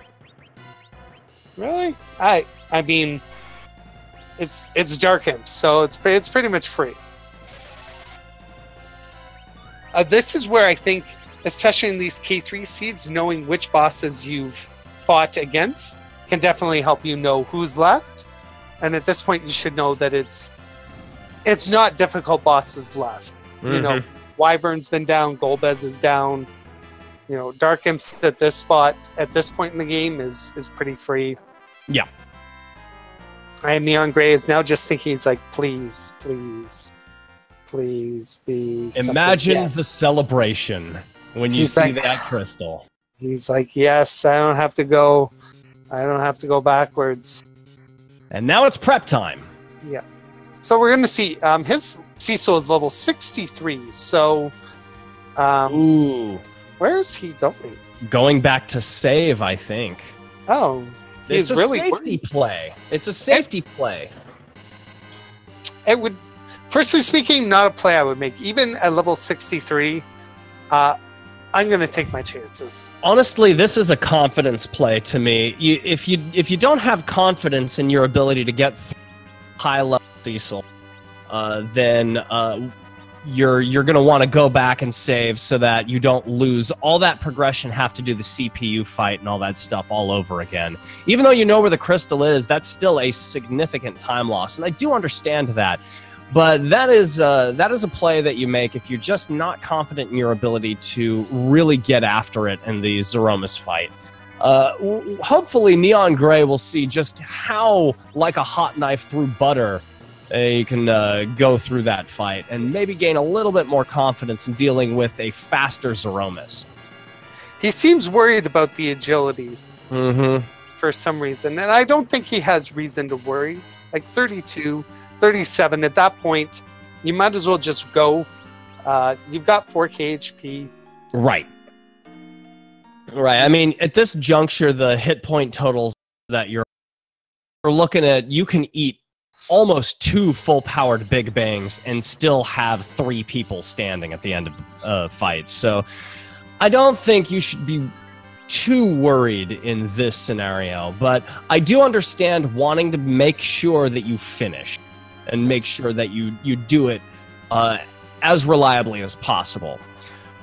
I get it. It's just because now you're going to see, I would be surprised, just knowing Supremacy, he's a little more of an aggressive player. Once he gets through CPU and realizes, I think he's going to be off to the races, and it might be close. Yeah, I think it is actually going to be a very close between Neon Gray and Supremacy here. Yeah. It depends on how the CPU fight goes and exactly what decisions Supremacy makes in the CPU fight. If he is going to dart at all, or, you know, some lucky damage rolls, that sort of thing. No, exactly. But again, he's got enough HP. He's good to go there. Absolutely. So Neon's doing the last walk, just as Supremacy takes out CPU and the attack. So it's going to be on. Let's see what Supremacy does in this situation. I'm curious. I feel like he's going to be like, thank goodness, it's a crystal. Yeah, right. I don't have to backtrack. I don't have to do anything. I'm just going to roll it. I'm going to just check real quick. Going to give him something fun here, like power, which he already has. It looks like he's doing his item orientation now, making sure that he has everything that he wants to throw and everything that he wants to keep, and then he's just going to go to. Yeah, like 38. He's just going to, yep. And here he goes. He goes down, and it's Z time. And right up here in Neon Gray's stream, we're going to see the crystal come on out. Kane in the center slot. I like that move. I like Kane in the center slot with the Avenger. He does it. It increases his hit rate just a little bit. So as well as the damage output. Oh, I was not aware of that. Yeah, that's right. Your damage output increases because your hit rate increases, because this game apparently is based on number of hits. Such an amazingly programmed game, folks. Right? I can't believe we're still playing it almost 30 years after it was made. So we do see some nuking going on here. You are going to see a bit of a difference. As I just realized that Neon has Ridley in this party. That's right. That's right. It's going to be Bahamut time. Yes. So there's the first Big Bang, and it's going to come out. It's been nerfed because we saw our nuke counter. Now, the first Big Bang that comes out in this fight, you don't have to be precise with that nuke counter. As long as you elicit one nuke counter, it's going to nerf that first Big Bang's magic power. But each subsequent one after that is really, really tight, and you have to make sure that you get that nuke counter just before he queues up Big Bang. Yeah, and you do that via the shake, but basically that means you need to have the character who's going to nuke up, because by the time you even try to parry through, it's going to be too late, especially at these speed levels, because I think we're looking at a relative speed of 3 or so for Zeromus. So they're both in the Zeromus fight. So that's right. This is definitely interesting. So what I was going to say the last time with Vitasia before he just basically melted Zeromus. Melted Zeromus. Zeromus has 2 phases. So if you can burn down it's about 65,000 hit points before a certain time, basically you'll kill him at that point and he won't roll into the second phase. You'll know he's rolled into the second phase because typically after like a nuke counter, he won't counter. That means his HP has been refilled and you basically get to go through the song and dance all over again. So it's good. Neon Gray is right on those big bang nerfs. Right on it. He must have been practicing. It is tough to get just right, but edge with the darts for 10k on the bottom through Supremacy. So this is going to be very, very tight. Just a quick note, Aizian Teyama has finished in 11th place with a time of 2 hours, 11 minutes, and 33 seconds. GG to him. Oh, it's going to be a real close one. It is like even a dart for 4K is still no joke. That's right. No worries about MP at this point. I'm going to say right for Uncle Mop for Rosa here. That new counter. That's a virus counter. That tells me I think he didn't do enough damage. I think a virus counter is actually what he does when he's in his nuke phase. In response to summons. So in Zeromus' first phase, you'll see a nuke counter from that. In the second phase, you'll see a virus counter to it. It is so close. It may come down to menuing. Oh! Neon Gray pulls it out with a random dart. Finishes in 2 hours, 14 minutes, and 18 seconds, and Supremacy right on Neon Gray's heels with a time of 2 hours, 14 minutes, and 32 seconds. Such a close fight. It really made a difference there. Like, Neon Gray ended up winning versus Supremacy, just in going back and healing. It almost... Wow. That almost made the difference, but you know what? Very well fought Zeromus fight. Let's go ahead and pull in Neon Gray here and talk to Neon Gray. Sure. Real quick.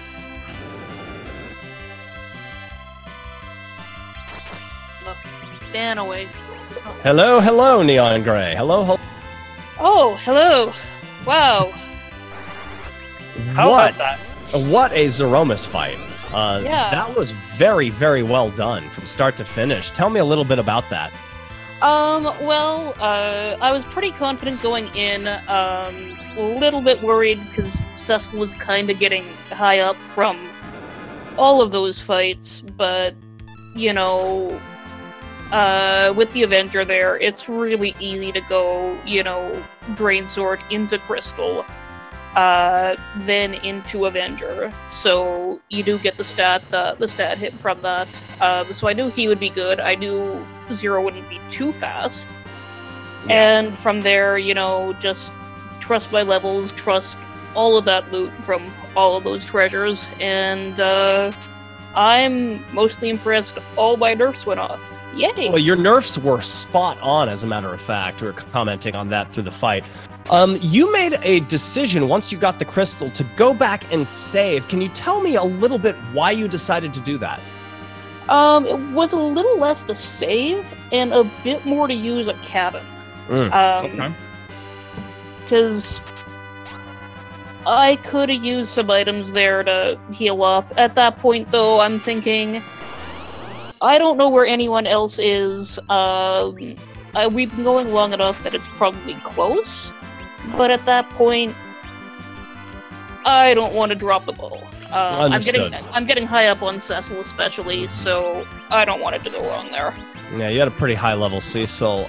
One other thing I wanted to ask you about is when you finally decided to go to the moon, what is it that specifically made you make that decision to just go to the moon and run the moon boss gauntlet? At that point, well, my whole decision, the entire decision train was always density of key items. So at that point, I cleared out the underground entirely, just because there's a ton of trap chests everywhere. Yeah, there are. At that point, you know, I picked off the couple of possible remaining spots. But other than that, I saw that twin harp off the hairdryers, but I looked at that and I was like, I'm not going back. Yeah. That's all that way for just one chance, and we got a million items Absolutely. down there. Absolutely. Well, just a question, Young Gray, from Nitsky here. You, of our featured streamers, were the only one to take Rydia with you to the final boss. Can you explain to everybody why you decided that over the... basically, everyone except for Palin, you had a choice, but you chose to kind of stick it out with Rydia. Just curious your thoughts about that. Well, at that point, I didn't honestly see any other great alternatives that I felt along the way. You know, if I'd seen Rosa somewhere, I might have swapped her out. Otherwise, you know, I had the summons on Rydia. The game was just pouring adamant scale on me. Yes, it was. So at that point, you know, she was good to go. An early Palom might have been a swap there, but yeah, you know, Rosa ended up being in the Eblin Cave. Mm-hmm. Oh, That's okay, right. yeah. So, By the time I took a hook upstairs, there was no point going that way. Mm-hmm. yeah, no, I wanted to let you know where Rosa was. Oh, absolutely, yeah. Yeah, because a couple other people have picked her up and have been using her along the way. So I was just curious why you stuck it out with Rydia. You got rid of Yang. You kind of made It us turned out sad. to pay off. It did. Absolutely. We were just, you know, we're sad. We're partial to Yang. What can we say? Well, Neon Gray, well run. And do you have any last things to add to that? Mostly that Earth inside a Zot was hilarious. Yeah. Yes. I was not expecting that. I just went in because I was there to check Edward. But okay. Yeah, right. All right. Well, well run, Neon Gray, and way to stick with it. Thank you very much for being a restreamer on this one, and good job. Well, thank you, and I'll let you talk to Supremacy now. Thank you very much, Neon Gray. Have a good evening. You Thank too. you. Supremacy. What's going on? So that was a 99% seed for me. It was. There were a lot of key items that you went through. I think you didn't get like 3 of them. No, I got all I think of you them. had all of them. He reset with the Legend Sword. Ah, yes, that's right. That's right. So- And no pass. Yeah. Oh, Yeah. And Yeah. so no, I had the pass. Oh, you had the pass? did? Oh, okay. Yep. According I to didn't my catch tracker, that. the only 2 possible places that I missed were the last 2 trap chests on the moon, which had to have been in the descent, and it was like, oh well, I'm So a clearly spiritual not going to 17 do that. there, yeah. Yeah. Or rather 17 of 18. Yeah. Yeah. So you finished literally 14 seconds behind Neon Gray on this one. It was super freaking tight. You were both in the same phase of the Zeromus fight at the same time. Talk to me a little bit. When you got the crystal from the Ogopogo spot, what was it that went through your mind as far as, okay, I have to prep for the Z fight, here's what I'm going to do? I mean, at that point, I was in like my level 60s, so it was like, I have 2 Avengers. I'm like, me dying here is just really not going to happen. It's just like, I just need to go down there and truck him in the face, because Right. 2 Avengers just says, I'm gonna swing at you. I think he got 1 big bang off the entire fight and then died, so... That's correct. Yep, that's exactly right. So when you're orienting your party, I mean, yeah, you were so high leveled, but when you're orienting your party and also your item menu too, do you find yourself micromanaging a little bit before the Z fight, or do you find yourself just going in with fists open and then striking with fists closed?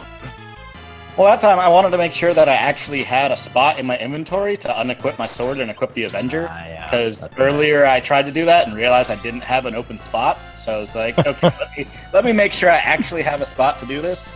Yeah. I was trying to figure out why you were in that menu doing that. Now it makes sense. Mm-hmm. Yeah. Yeah, T4 can have kind of that effect on you where you're getting all of this OP gear and you're super excited about it, and then you open a chest and you go, cool, crystal ring, I have nowhere to put it. Yeah. And then, of course, it's like, as soon as I got the hook and decided to check Evelyn, I sold my Artemis bow, only to find Rosa immediately after. Right. I was like, oh, well, whatever. And then I realized I also sold my life staff or silent staff, whichever, and I was like, ah, crap. Oh well. Alright. So, when you finally decided to go to the moon, what was it that tipped the scale in your head to make that decision while you were down there, just kind of weighing your options? Tell me a little bit about that particular decision-making process. Yeah, well, I literally had nowhere else to go. I had cleared literally everything on the overworld. Because Sorry, go ahead. No, I was just going to say, Supremacy, compared to the other runners, you kind of shied away from the moon. It was like, no, I don't want to go to the moon, don't want to do the moon, I'm going to clear underground, I'm going to go everywhere else. Just wondering your thoughts on why you were so hesitant to do that. Part of it was just knowing that I was probably a little behind, and if it was on the moon, that's where everyone else would check first. So I actually just decided I'm going to take the gamble that it's not on the moon, and I was wrong every single time. I see. Okay.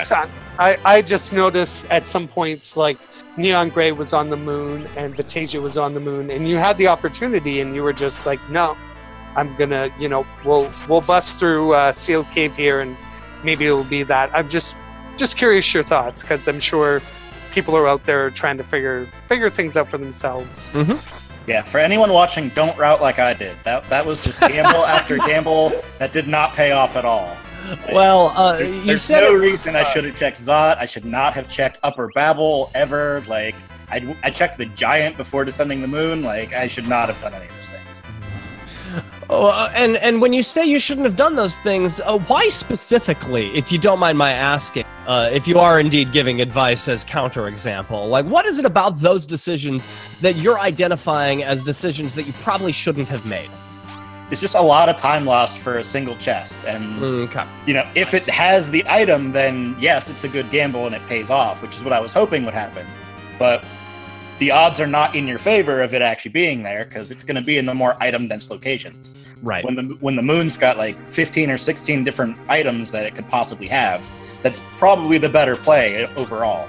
Mm-hmm. I was a little hesitant to go just because I wasn't sure if my party was good enough, but I had sirens and coffins, so I should have just went and killed some eggs and then gone straight up there.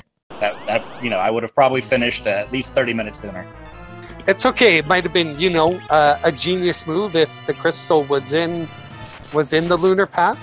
So, absolutely. Hey, on a K3, it's a bit of a treasure hunt. So yeah, it is. And sometimes you get dealt deuces and you go all in. You either hit or you don't. Yeah, exactly. Your definitely what I tried to do Supremacy here. on K3. Like, I don't know if you've run it a lot or not, or if you'd like to see it in the future. I think this is my third K seed above 2. I think I did the seed of the week that was a K4, and then I did a race yesterday of these flags that was K3. K3 is a trip. I mean, it's basically like, make sure that your party can handle the trap chests, because they're going to actually be more dangerous than half the bosses. Mm-hmm. That's right. Which trap chests are the ones that you see as being the biggest roadblocks if you're a little under-leveled for them? So if you're under-leveled, my thoughts is that the Eblin one can definitely destroy you if you don't have someone that can just if you don't have hourglasses are really good in K3 seeds, just because you can make sure to do those chests early with maybe only taking 1 death.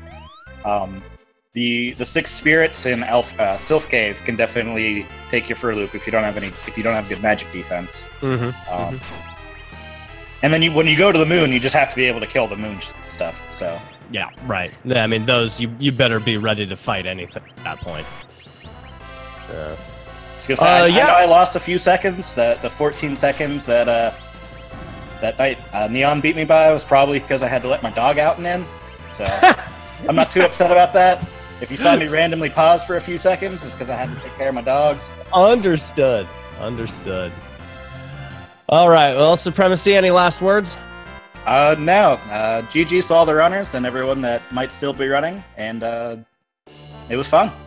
Outstanding. Well, thank you very much for joining us, Supremacy, and well run, sir. Thank you. Yes, thanks again. And just an update, Koka Shura has finished in 14th place with a time of 2 hours, 18 minutes, and 40 seconds. That was a little while ago, but I just wanted to get that out there.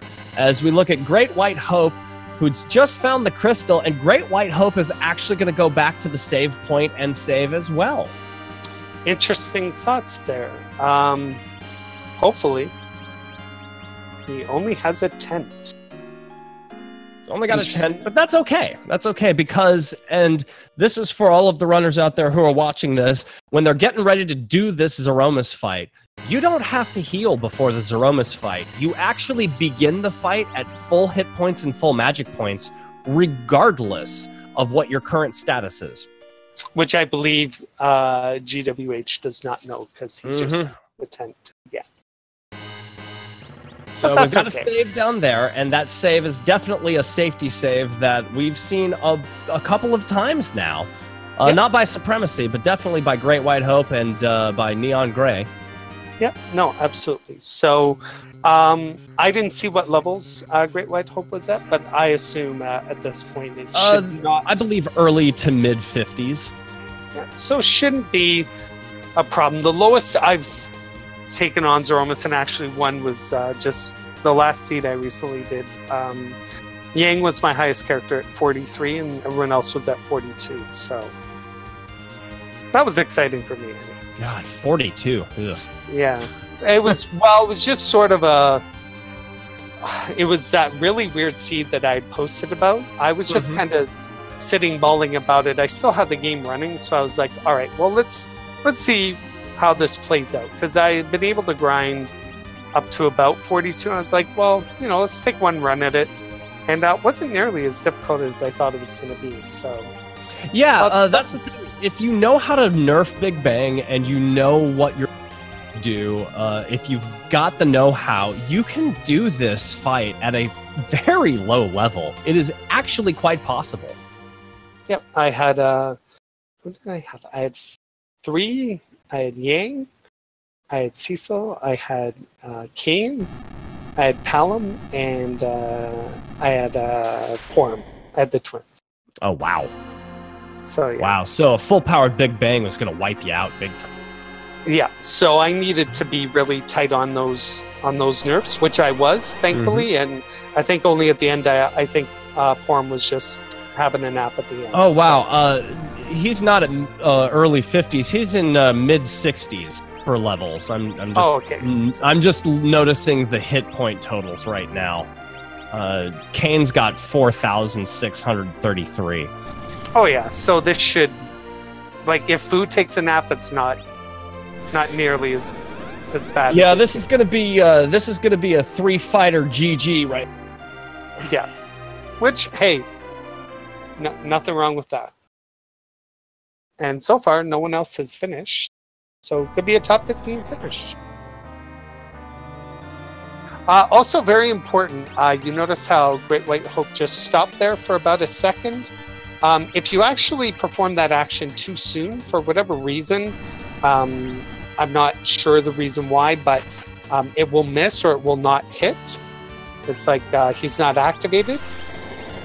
So definitely important just to wait those couple of seconds, but as you see, It's going to be a full-powered Big Bang there. 2200 to Cecil. Yeah, I don't think that Great White really cares about the Big Bang nerf in this fight. It looks like it's just going pure power strats here. Yeah. Hey, I don't blame him.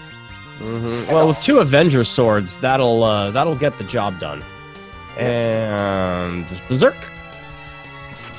He's going double Berserk and throw is what we've got here. Yeah, definitely not a bad strategy, that's for sure. And Uncle Fu is gonna throw in a nuke here. See how much that does. Looked like that was a phase change. It might have been. There was a bit of a hesitation there before he cast that nuke. Yeah. So there's a nuke counter on Cecil. It's going to do about 1,300. Oh, 2,100. Yow. That was a spicy one. It was. But Cecil hitting for 8K. Good lord. Jeez. That's just regular. Just an update. Empty Eyes finished with a time of 2 hours, 32 minutes, 25 seconds, and 15th. And Shadow Fireborn is finished in 16th, with a place a time of 2 hours, 33 minutes, and 7 seconds. And he is very excited. His comment is, I finished one. Congratulations, Shadow Fireborn, and anyone who finishes a K3 seed. You're really doing something. It is definitely a slog at times. Especially the beginning of this one was quite painful to start. It ends up being a bit of a treasure hunt. He gets that. Nope. Double cure force. Yep. So no worries about Uncle Fu dying unless somehow. Although Black Hole, that's interesting. Well, Black Hole doesn't really matter because with the Avenger Sword, he can't actually get rid of Berserk because it's an inherent property of the weapon that's equipped. That is very true. Whoa! And GG. So I guess he didn't phase change because I did not see a meteor. Yeah, no kidding. Great White Hope is finished in 17th place with a time of 2 hours, 33 minutes, and 55 seconds. And that will do it for our Restream runners. GG. Absolutely. Excellent work. So that was like maybe 3 minutes. Maybe. Oh, if that. Yeah. If that. Are we going to have Great White in chat? I am not sure. Let's take a quick peek here. Do my best typing impersonation. He says sure, so... Outstanding. Outstanding. We'll just wait for him to pop up there. Your thoughts on the seed, Muppets, overall? Well, this is a pretty typical K3 seed as far as I can see. I've run a lot of K3, K4 right at the start of my free enterprise life, so I'm a little more familiar with these types of seeds than the K1 or K2. Crystal being in the Ogopogo spot it's pretty troll. It's pretty troll. But with T4, you don't have quite the volatility that you would with a seed that's maybe T3 or even T2, like I started running a while ago. Because you have the adamants, you have the crystal swords, you have the Excaliburs and the white lances. You don't have any of the defense and DPS problems that you would normally, and it helps a lot with the rest of the seed. What wouldn't be bosses, but rather your trapped chests and that stuff. For sure, and conversely, I think I've only ever run one seed, so. I'm not extremely familiar with it, but it definitely didn't look too difficult if someone was able to pull it off in an hour 20. So for people who are running the seed of the week and looking at this going, oh, I don't know that I could do this. Honestly, the thing to remember about K3 and K4 is that you just have to think differently about your routings. That's all it is. It's going to be a little bit more time, maybe. And you just have to make sure that you understand where everything is, what the percentages are. Like knowing that there are 9 trapped chests in the lunar subterrane, knowing about the trapped chests in the lunar path, knowing how important it is to grind and where. All of that stuff is all that you need to put you over the top to make a K3 or K4 seed possible. You can get, I mean, sub 2 hour, Vitasia did sub 2 hour, you know? Neon Gray and Supremacy, just a little bit over 2 hours. Great White Hope, 234. Again, not bad. K3 and K4 is totally possible, totally viable, and it's not quite the slog all the time that people make it out to be, if you're used to running K1 and K2. Which that would be what I'm worried. I just, you know, there's only so many hours in the day, so much time. That is true. That is true. There are. It is fixed. That's what people tell me. I'm just waiting on. Let's see here. I wonder if he's in the free enterprise chat. No. Okay.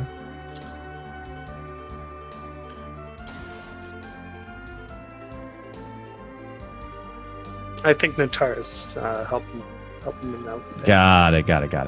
Okay.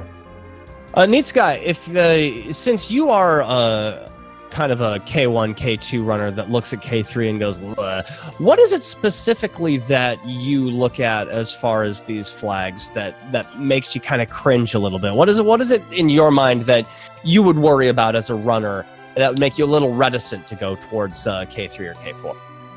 So the issues as a K1, K2 guy come down to those trap chests. I have my number one challenge is just knowing the maps. Like beyond the basic maps, like I even still struggle with Tower of Zot sometimes and Tower of Babel a lot. So knowing where all of these trap chests might actually be. Like I'm watching the seed tonight, and there are places where Vitasia and Supremacy are going. I'm like, holy jeez, how do I get there? Like, and just not knowing where the trap chests might be. That's really probably what pushes me away from a K3 or a K4 is just not being unfamiliar and probably just rolling by it 100 times and not even realizing, oh, this is a secret entrance. You go in around here, and there are 4 chests here, and you know, just kind of banging your head against the wall trying to figure that out. And that's understandable. You know, it all comes down to experience and knowledge, pretty much. The idea that, you know, it's repetition that gets you over the top, and once you've done K3 or K4 enough times, once you've done a little bit more of this stuff, then you get a little more familiar with the locations of things. And one thing that I would recommend people do, actually, if they want to go K3 or K4 and they want to get familiar with working with a little less, having to fight a little more, do a Kata Seed. Don't expect that you'll finish it per se, but just try some of the harder flags on a whim. Don't time yourself and just experiment with things. You can really surprise yourself. Oh, thank you for the advice. I think we finally got GW in chat here. Welcome, and GG, and congratulations. Absolutely. Yeah, you know what? For my first K3 seed, I think I executed fine for what I tried to do, but I had bad pathing, and I don't know how many trapped chests are in each area. Oh, well, so Great White, I just want to say, that was your first K3 seed ever. That is impressive that you decided to feature yourself as a runner doing the first K3 seed ever, and that you completed it how you did. So congratulations on that, just saying that right away. Thank you. Well, okay, I did a practice K3 seed earlier, but it wasn't a real K3 seed. Like we got the darkness crystal early. The crystal was, I think, like in the tower. That doesn't count. Right. That's not a real K3 seed. Yeah, the real K3 seeds have the crystal by Ogopogo. Yeah, no kidding. I was actually getting really worried that because I thought about where I skipped, and I thought, okay, I skipped the lunar ruins, the path to Fusilia. I thought, I know there's at least one trap monster chest in there. There is one there, yeah. And I was thinking, please don't be there. Yeah, right. It had the twin harps, so you got lucky there. Yeah. It broke my heart when I the crystal sword I got in the lunar subterrane. I saw the word crystal, then I saw the sword next to it. I'm like, I can't even grow that big. Teasing you. It's teasing you. Absolutely. Yeah. So for your first K3 seed, when you were going in, what was a sort of like initial route plan? Going back to the very start of the game, I know it was a bit ago, but going back to the start of the game, what was your initial plan going into this, knowing that you hadn't run a whole lot of them? My plan was grab every treasure chest. That was more or less my plan. Was if the areas I was really worried about was I was reminding myself, make sure that you cast float for the Sylph Cave and Land of Summon Monsters, because you're gonna have to do fights down there. So like at the beginning my goal was, especially since my goal was to get an item early, and then we got the Drain Sword, Drain Spear, which it was nice, but it was also it was like, oh, I'd like some idea of where to go other than, Mysidia, Dempsey, and go talk to Edward, Antlion, But so I'm sorry. No, that's all right. That's all right. Keep going. You're the one talking here. I completely forgot about. I will say that I completely forgot about Evelyn having trapped monsters until after I did Odin's spot. Ah. I was so happy when I was in the Tower of Zot. I was like, this is either going to be the worst play because I have to go fight Odin anyways, or it's going to be awesome. And then I got the Earth Crystal in there, and I was like, okay, come on, give me something good, give me something good. And then I got the spin. Mm-hmm. So like, when you're looking at things like that, where you go up Zot and you're like, hey, maybe I can get something out of this or something. Like, what was your plan going up Zot at the time that you did specifically? My plan was to get in. I was thinking about the places that were open, which I think at the time may have been just Zot and Odin. And I was thinking, okay, I have to find some way to get either underground or a path that looks like it could lead me to the underground, like a twin harp chain or something of that sort, or just, something really nice like the crystal, or like the pass or the dark, or I don't think I had darkness by then. I think I only had 2 really early. But my goal with going up to Zot was open up paths, and it did, and it just happened that the idea was right, but it ended up with the spoon. Mm-hmm. And it was, and once I fought Odin, I thought, okay, where haven't I been? It's like, where haven't I been? Oh, I know where I haven't been. I haven't been to Evelyn. Right.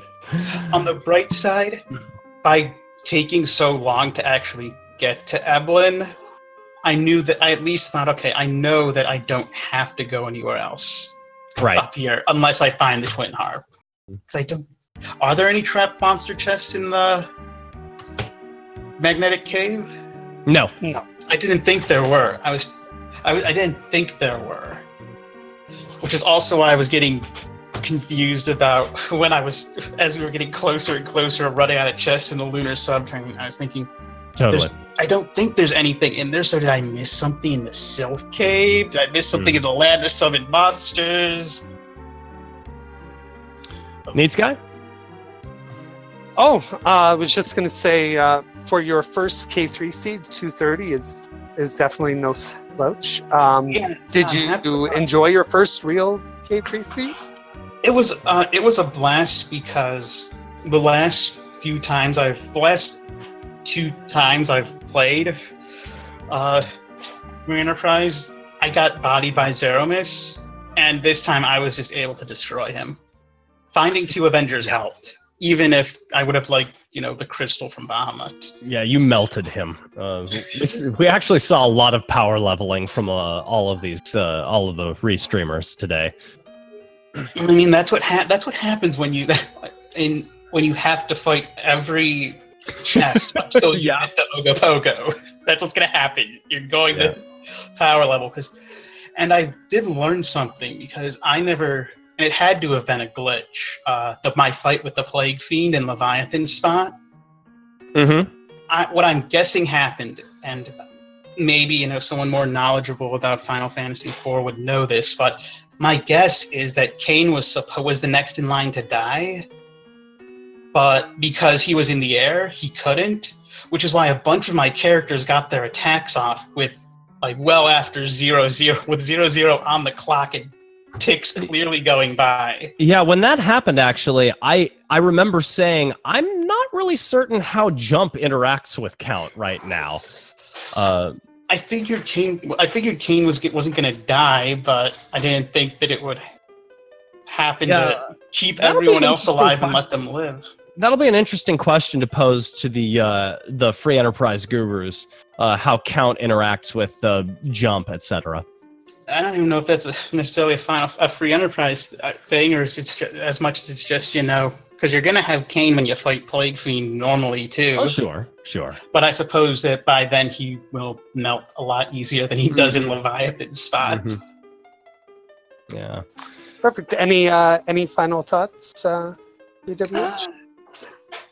I had a blast, and looking forward to playing a more normal seed next time I pick up free enterprise.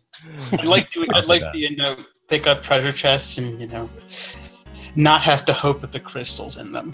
Or we need to just go completely insane and put key items in any treasure chest. Come on, Cataseed, man. No, I'm not ready. No. Never. Well, Cataseed race win. You know what? This thing is that if one of these weeks they went, the weekly race is going to be, the most horrible, difficult thing we could think of, I'd probably go, oh, there's no way I'm going to try this. And then about half an hour before the race starts, I'll go, all right, I'll give it a shot. Natara says, next week? We're like, yes, I'm in. Oh, man. I have to practice the highway to Zerum, highway to the Zemus zone flags before I can worry about actually doing a Cataseed. If we could have K1, T4, S4 next week, that would be great. All right. Anything else, Great White? No, just hope don't anybody who has been watching this likes Final Fantasy IV, thinks this looks fun. That's how I was. Pick it up and play it. And when the weekly races come along, just race, play, have fun. Nobody's going to be upset, that you take that you don't have, the kinds of times that a Nerm or an El Magus have. Yeah, well, everybody is more than happy to not only to watch you, even if you're slow, to watch you learn and improve. They'll be more than happy to have you as part of the races. That's right, and it's all about PBs at the end of the day. You're racing against yourself, first and foremost. At least that's how I've always looked at it. It's all about fun. Yeah. All right. Well, I think I was about to say. Thanks for coming out, man. Hey, thank you for having me. And who rolled this seed? That's Natara, so you can blame her. Okay, good. So I can thank both of you for the seed. Mm-hmm. Yeah, no problem. You're welcome. Very welcome. All right, Great White. Have a good night, sir. Yeah, take care. Good night. So I think that'll just about wrap it up. There's one person left, Scandrainen. We had, I think, officially 22 forfeits, and so far 17 people have finished. So again, consider it's an SGDQ week, and it's a K3, which might have pushed some people away, and just things going on. Excellent turnout. So absolutely, I wanted to say special shout out to Cyclone GU, who's behind the scenes. He's tireless, making sure that everything works properly, that everybody can see everything. He never gets enough credit. So just wanted to say thank you to him. Thank you to Natara for continuing to admin the Friday night Free Enterprise Weekly. Shout out to Scala Kitty with the pro tracking strats. So staying on top of it. Yeah, and shout out to you, Muppets. You're amazing co-commentator, and appreciate working together. So shout out to Neats Guy with the power of the voice. Something like that. That's right. Well, thank you very much, Neats Guy, and it's always a pleasure. Absolutely. So as you can see there, there's events going on. There's a schedule here at speedgaming.org. It's speedgaming3, and they're nice enough to let us kind of use their time in their little universe here. I think they've got something coming up momentarily. Link to the Past Randomizer. Who knew? Oh no, that's on the main channel. I don't think there's anything left for Speed Gaming 3, but definitely check out Link to the Past Randomizer, and it's super fun. I know nothing about it, but definitely thanks again to Speed Gaming 3 for letting us hang out. Absolutely, and thanks to all you guys for hanging out. It's been a blast as always, and hope to see you again on Monday. Absolutely. Till then, be good to yourselves and to each other. Have a good night. Good night.